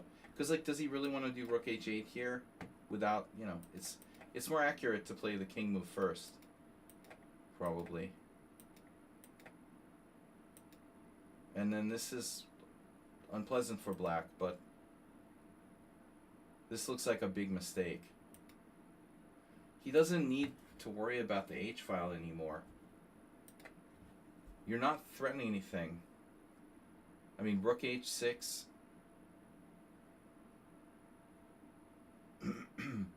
Not so easy to threaten anything with a single rook on the H file.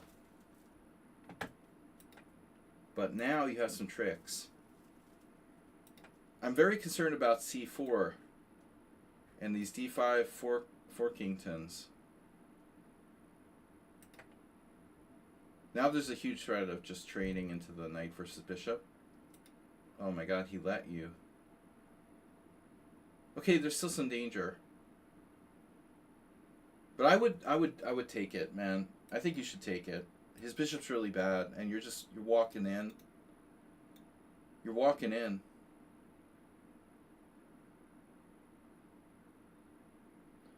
So let's say you walk over, he moves his bishop. You gotta watch F6. F6 is a sort of pseudo threat. But I think he's toast, man.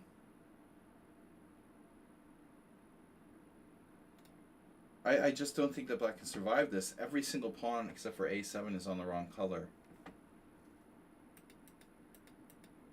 So that would be simpler. You played c4. This is also good, but black can try to hang on with like knight e7.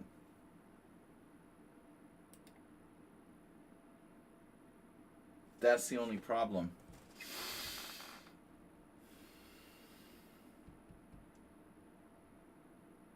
It's a terrible position, but black black is on the verge of hanging on here. He might be able to hang on. So you took. You can attack his pawn. I don't think this is a win. I mean, you can play bishop d7, forcing king f7. Maybe you should play that first. Do you think he has f4? I doubt it. He's close to kind of Zugzwang here. I mean, if you were to play like c5. Damn, dude. This is a very interesting endgame. c5. You're winning, apparently. This is instructive. This is a winning position after knight takes c6 check. It's a winning position already.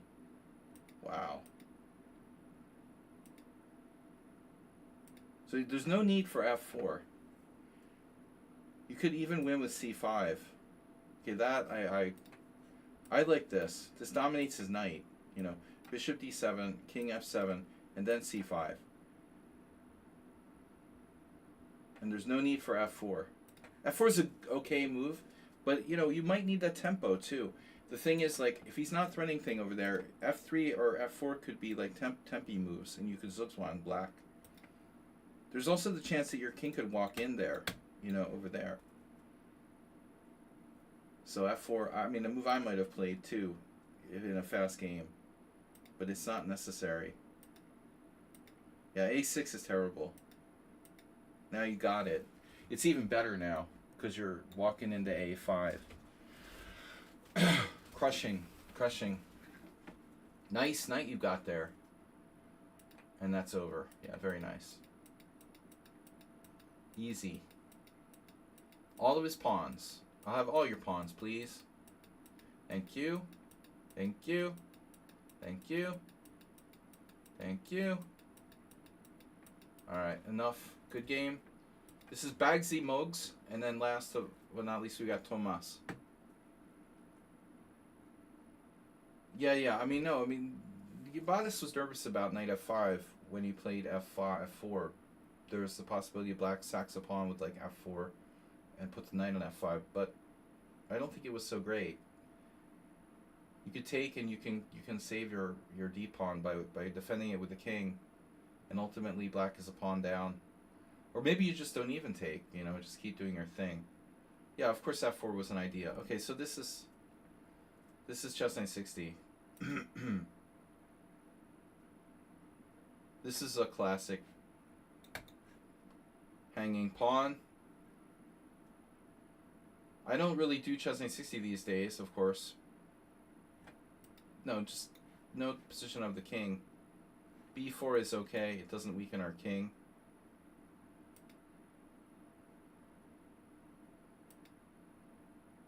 When in doubt, develop knights. You know, I don't know that much about chess 960, but I do know that it seems like pawn center has more importance in chess 960 than in normal chess. And hypermodernism, in my experience, doesn't seem to work as well. But anyway, what do I know? So Beatles established a strong pawn. I mean, I like his approach. He's got a strong pawn on e5.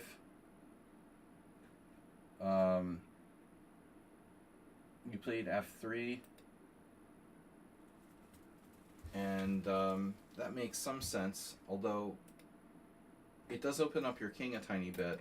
You'll obviously be able to castle later. You could consider f4. That's kind of dangerous, though, I imagine, on that diagonal. I never really analyzed chess 960. So f3 just happens to be the number one move of the engine. Not of the engine, of the opening explorer. Lichess opening explorer. just happens to be the number 1 move. F3, and now black plays bishop e6. This is very principled. I like black here. I don't know why. I like black, but I have to say I don't like his queen, you know? That is the one thing I don't like about black's position. You have a means of getting your queen, like, in the game, and black's queen feels like it's shut out. So now knight b3. This is a new move, but a rather natural move. No real threat necessarily, but we slowly connect pieces. We got knight c5. It's okay. Black castled. Very principled. Knight f7. But, you know, one thing about this that you have to understand that I don't know if I like about Beatles' play is that he committed himself. You know, he committed his king really early here. I mean, I think one of the things about chess 960, obviously, because there's more potential castling possibilities,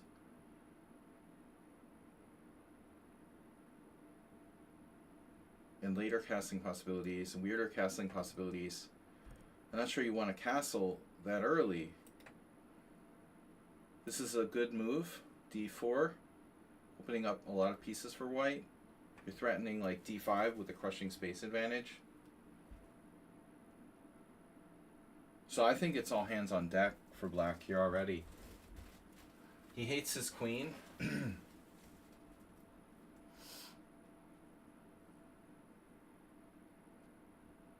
To me, it looks like if you play d5, black is clearly worse.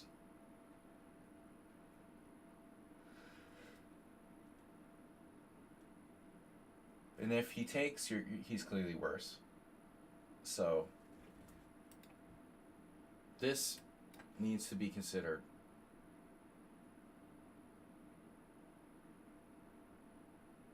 It makes his queen look ridiculous on a8. But nevertheless, what I feel is that the center seems to be more important in chess 960, even more. Yeah, but I mean, you're shocked that he allowed d5. I mean, what do you want him to play? You know, pawn takes pawn is bad.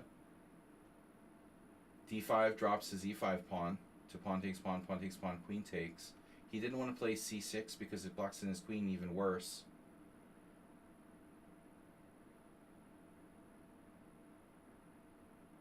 I mean, he's already in trouble. If you really stopped and thought about it, you might appreciate why he did what he did. That's how easy it is to get a horrible position in chess 960. That's why I hate chess 960. I play like 4 moves in the opening and I'm like lost. You know? How do people play the opening so well in chess 960? You just overwhelmed an IM in like 4 moves. That's pretty crazy for me, you know. You played the opening like perfectly. d5, the whole game you played perfectly. I mean, based on the analysis that I saw. But for me, the opening, it's like fatal, normally. I do stuff like what he did. You know, I do this all the time. The guy doesn't want to play c6 because look at his queen. What is he going to do with his queen here? How is his queen going to get in the game? Okay, maybe he can play like bishop c7, queen b8. That's about the only option, you know. The only other move I thought of for black was like this, you know, coming in here, some positions, but I don't know that he can sacrifice his pawn on e5. Yeah, so c6 seems kind of forced, unless he's going to sacrifice a pawn, like say d5 takes. Maybe he can sacrifice a pawn. I don't know. You know, it looks pretty insane, but yeah, I don't think so. So he decides to hunker down. You have a huge space advantage after d5. It looks like a King's Indian. His queen is going to be extremely problematic.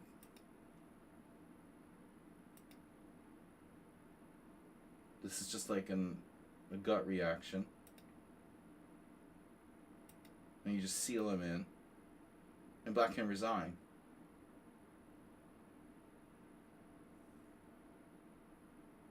You just resign. That could never happen in a normal chess game.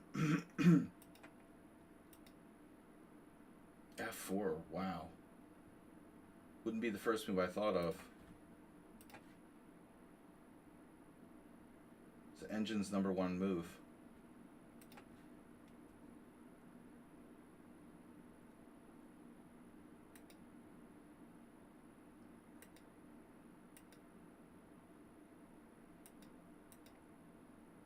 Black offers a draw. This guy has a good sense of humor. Here, you could have taken the pawn on F4, but you didn't.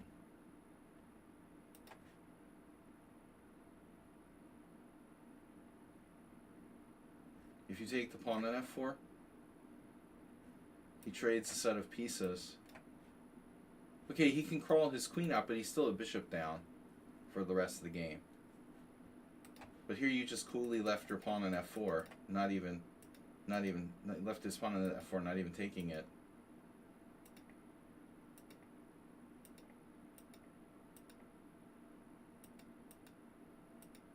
You just beat him like your stepbrother or something. Now at least he could play c6, maybe get the bishop in. Good luck with that. Yeah. Now he finally got actual counterplay. Real counterplay for the first time in the whole game. Is this going to be an issue? Here? Oh, he dropped a knight. Oh my god. So his knight's trapped. Oh, he can play knight e3.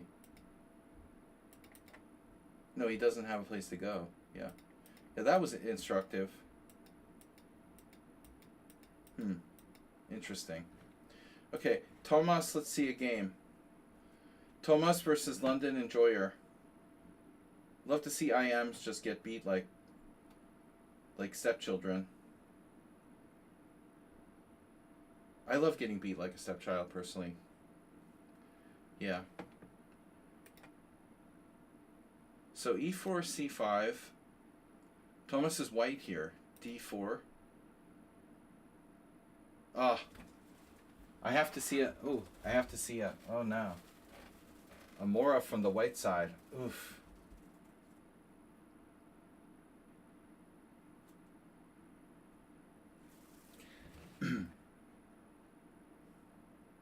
The Mora from the white side. Hold on a sec.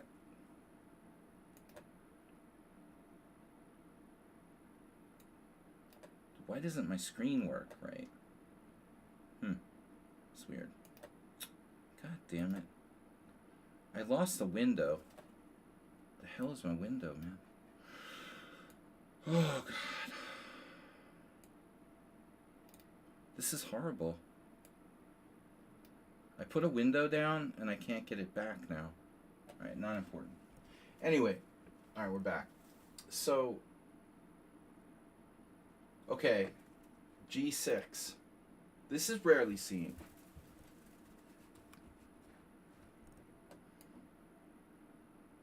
Rarely seen.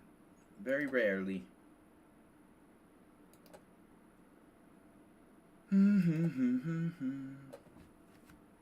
Alright. You know, objectively, d5 is very strong. That's fine.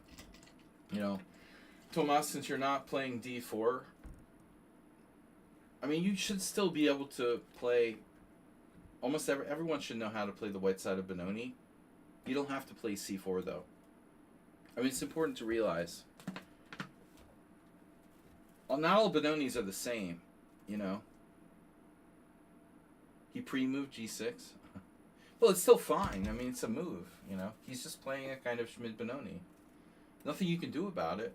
I mean, your other option is to play c3. Perfectly normal. This is a move too. Takes. Of course.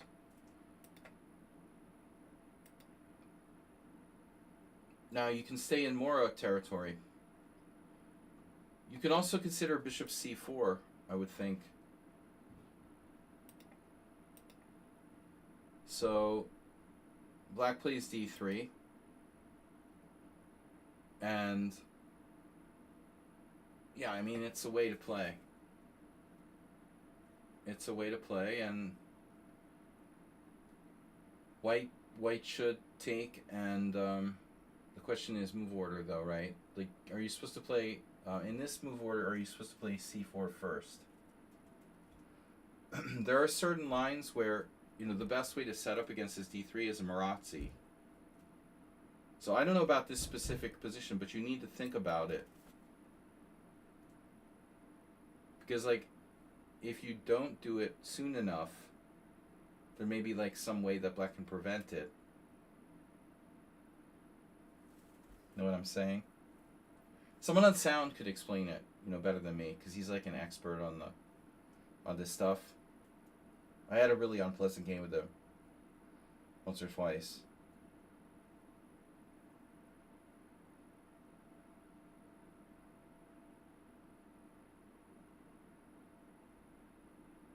You decided to aim for the d3 push variation? What do you mean you decided? He decided. What, are you making his moves for him?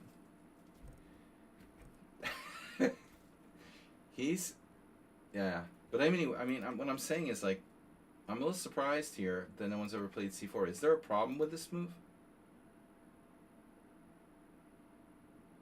It's not like the d3 pawn is going somewhere.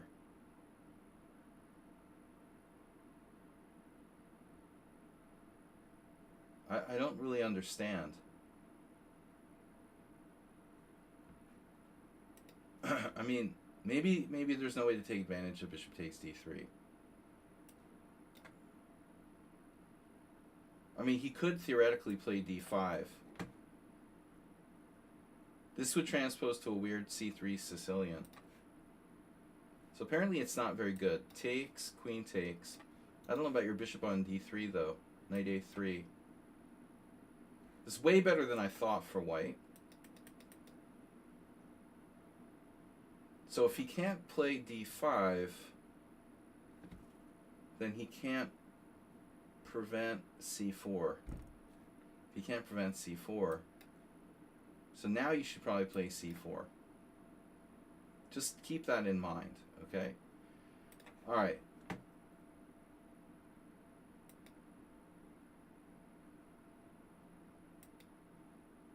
Now c4. No.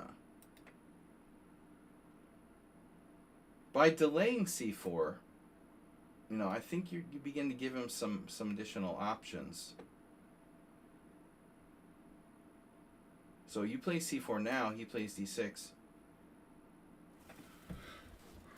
He's not castled. And one thing I would want to keep my eye out for, I know this is a typical move, right? If black plays, like, let's say bishop somewhere. You guys want to take a guess what happened in Elianov?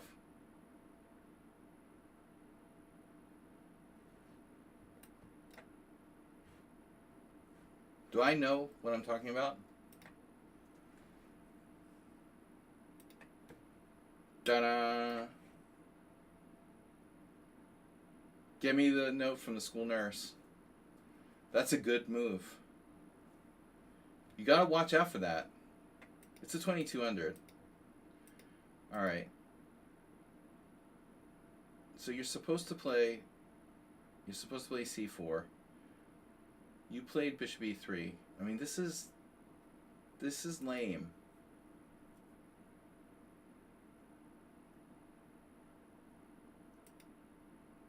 No, I think you gotta play it, man. You gotta play c4. There's some games here with queen e2.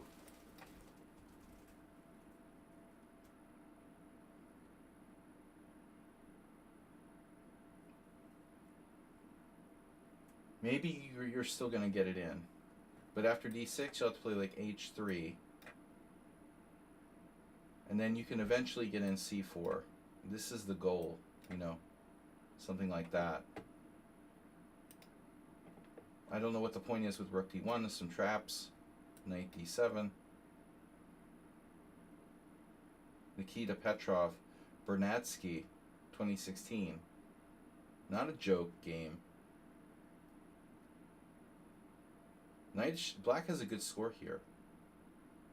2000 against Naj Gabor. No, screw the queen e2, man. My advice would be to play, you know, play c4 as soon as possible. You should play it now. But the problem is, like the Elyanov game, you can only delay so long.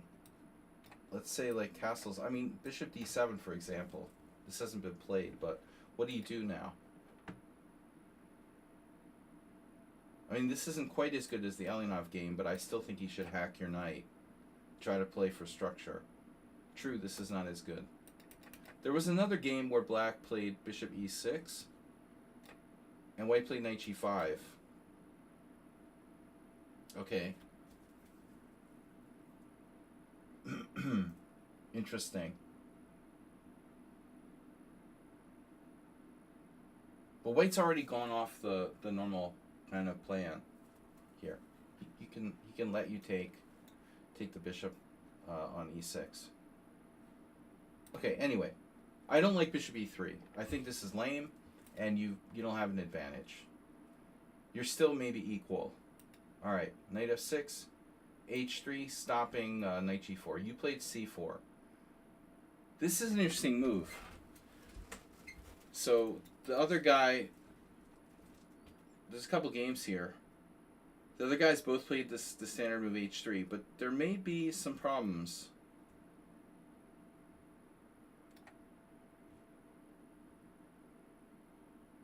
Naroditsky castled. What is he going to do after c4?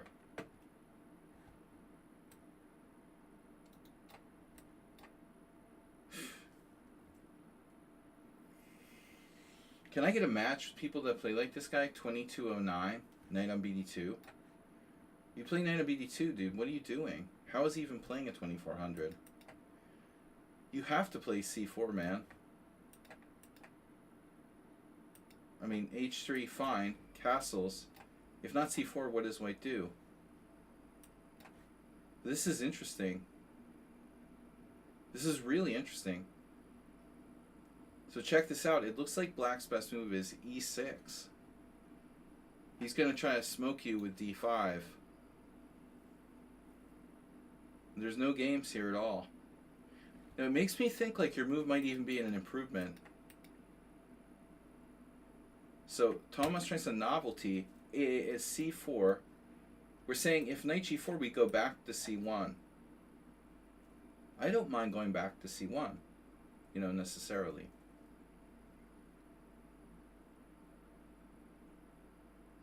You do have to watch out for the old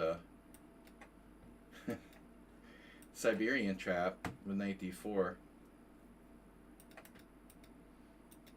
Don't want to become a bog body. So c4, alright, new move. Opponent castled, yeah, so, alright, this is the critical question, knight g4. You have to play bishop c1, it's your only move. Now, what does black do? Let's say castle, and if you play knight c3, he's going to rip your guy off and say you have a bad structure. But he is castled there, which is not ideal. So I think that black shouldn't castle. He should play a different move, i.e. d6. Now it's your turn.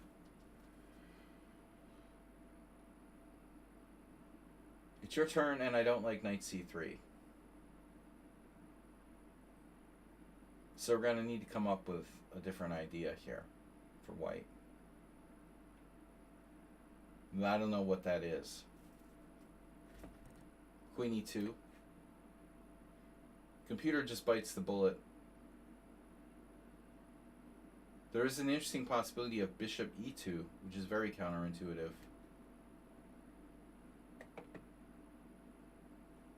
You drive the knight back, fine. You should go to e5 and swap pieces. You know, Mark Esterman isn't beating anybody after you trade a few pieces and she can't attack, you know. That's what Kosic said. It's not like, Mark Esterman's going to beat me in an endgame or something. So this is equal. Yeah. All right. No, it's interesting. I don't know about h3, but anyway. c4 novelty. It's not worse than the other game. You got a good position here.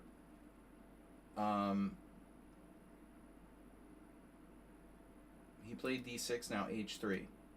Boom. Look at that. Look at that. It's like someone on sound versus me. Can we find my game? No game found. Da-da, da-da-da. I drew. So I played this twice against someone on sound, 2018 and 2019. But I assure you, these were not pleasant experiences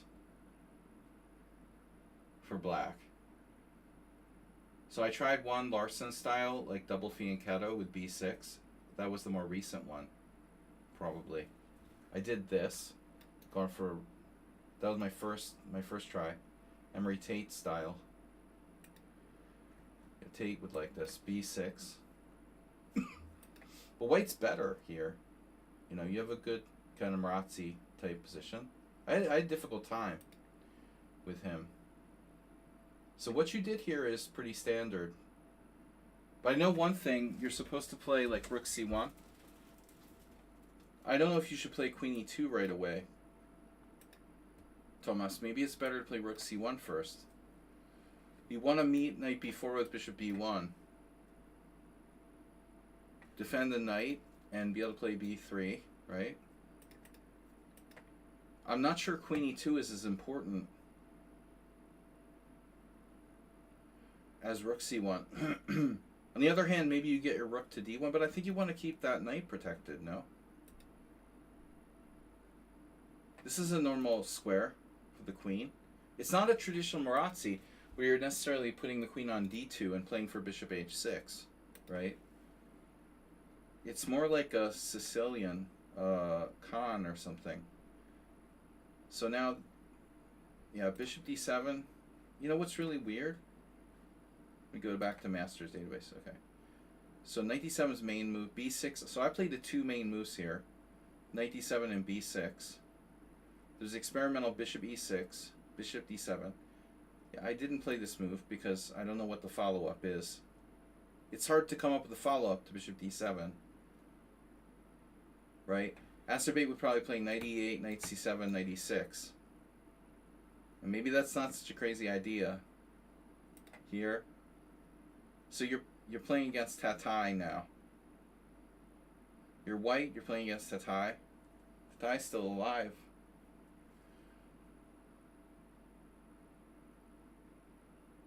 I believe. Queen a5. Yeah, black, queen a5. Oh, no. Okay, that was what Messa was white. Tatai played queen a5. Yeah, this is an interesting idea to put the queen on h5. No, not a bad idea. And Tatai, a very strong player. He probably got the GM title in, the delayed sort of GM title. He was GM strength, but never got the title normally. Emeritus. GM emeritus. Queen e2, rook c8. Deserved to be a GM. So rook c8, not very useful. And now a6. Okay. Well, that makes sense. It makes sense with the rook c8 to some degree, but you're gonna have a problem with the b6 square. He has a huge problem with his b6 square. He's screwed there. So So you didn't get him. You know, you have knight a4. Is it not that strong? Does black have a shot like knight b4, knight a4, knight b4? Because his bishop's on it here.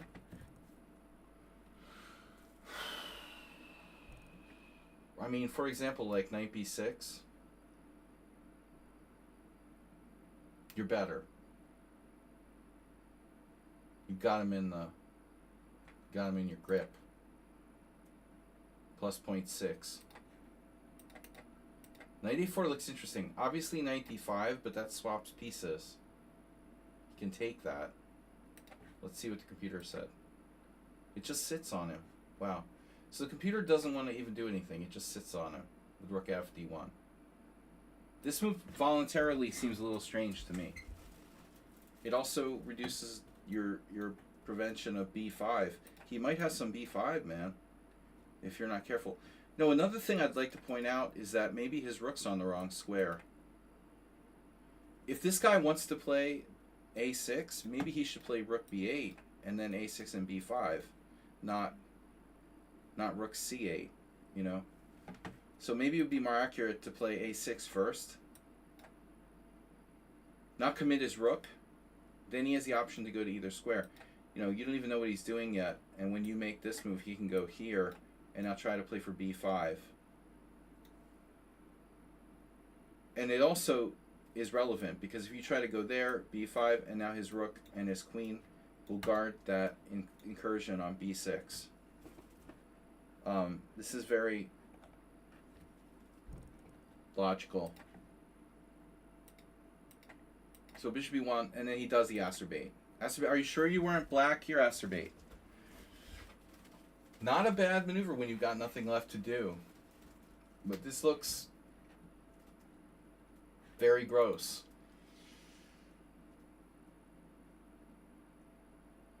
He's like forcing Tomas to like trap his queen with knight d5, bishop b6. Oof. Oh.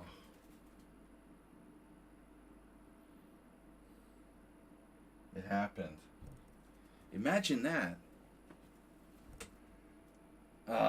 Yeah, imagine that. He only loses the exchange. It's not so bad. Maybe this is actually in his best interest. His position was becoming so bad, maybe losing the exchange isn't the worst thing that could happen. Now let's see if we can squeeze any more out of him here. You took right away, but you know, there might be some extra juice left. You always want to make sure you don't throw out the bottle for getting the last drops out of it. Especially if it's vodka. Especially if it's good vodka or whiskey. Can we squeeze any more juice out of it? Like rook fd1 or something. Like just, you know, you never moved your rook. Alright, you settled. b3 here. And then the dude played d5, but that doesn't work. That's just another pawn. Exactly. Oh, now he dropped his queen on the c file. Oof. Ouch. And it's over. He should give one last college try to like bishop h6. Trying for knight takes h3 check. But unfortunately it's too little too late. You could just play like rook d8, knight h3 check, pawn takes, bishop takes, rook takes, and he's down all kinds of pieces. Like all of his pieces. After king g7, knight takes d2. Guys, thanks for joining us. It was fun. I gotta go. It's late. It's been a good one. I enjoyed analyzing with you guys. We had a huge audience tonight. I'd like to thank everyone. Bringing along your friends, telling them about how great our analysis streams are, and for the extensive donations we got today. Thanks especially Mr. Evil and Astrobate. Astrobate with a high hand, getting a straight from 6 to 10. Sorry, Mr. Slow, your 3 of kind 6 is just not enough. I mean, Mr. Evil, your 3 of kind 6 is not enough to win the high hand tonight. Welcome, guys. I'll see you on tomorrow. On stream tomorrow at early afternoon around 12:30, and then Sunday simul. As always, thanks everybody for your support and the subscribers.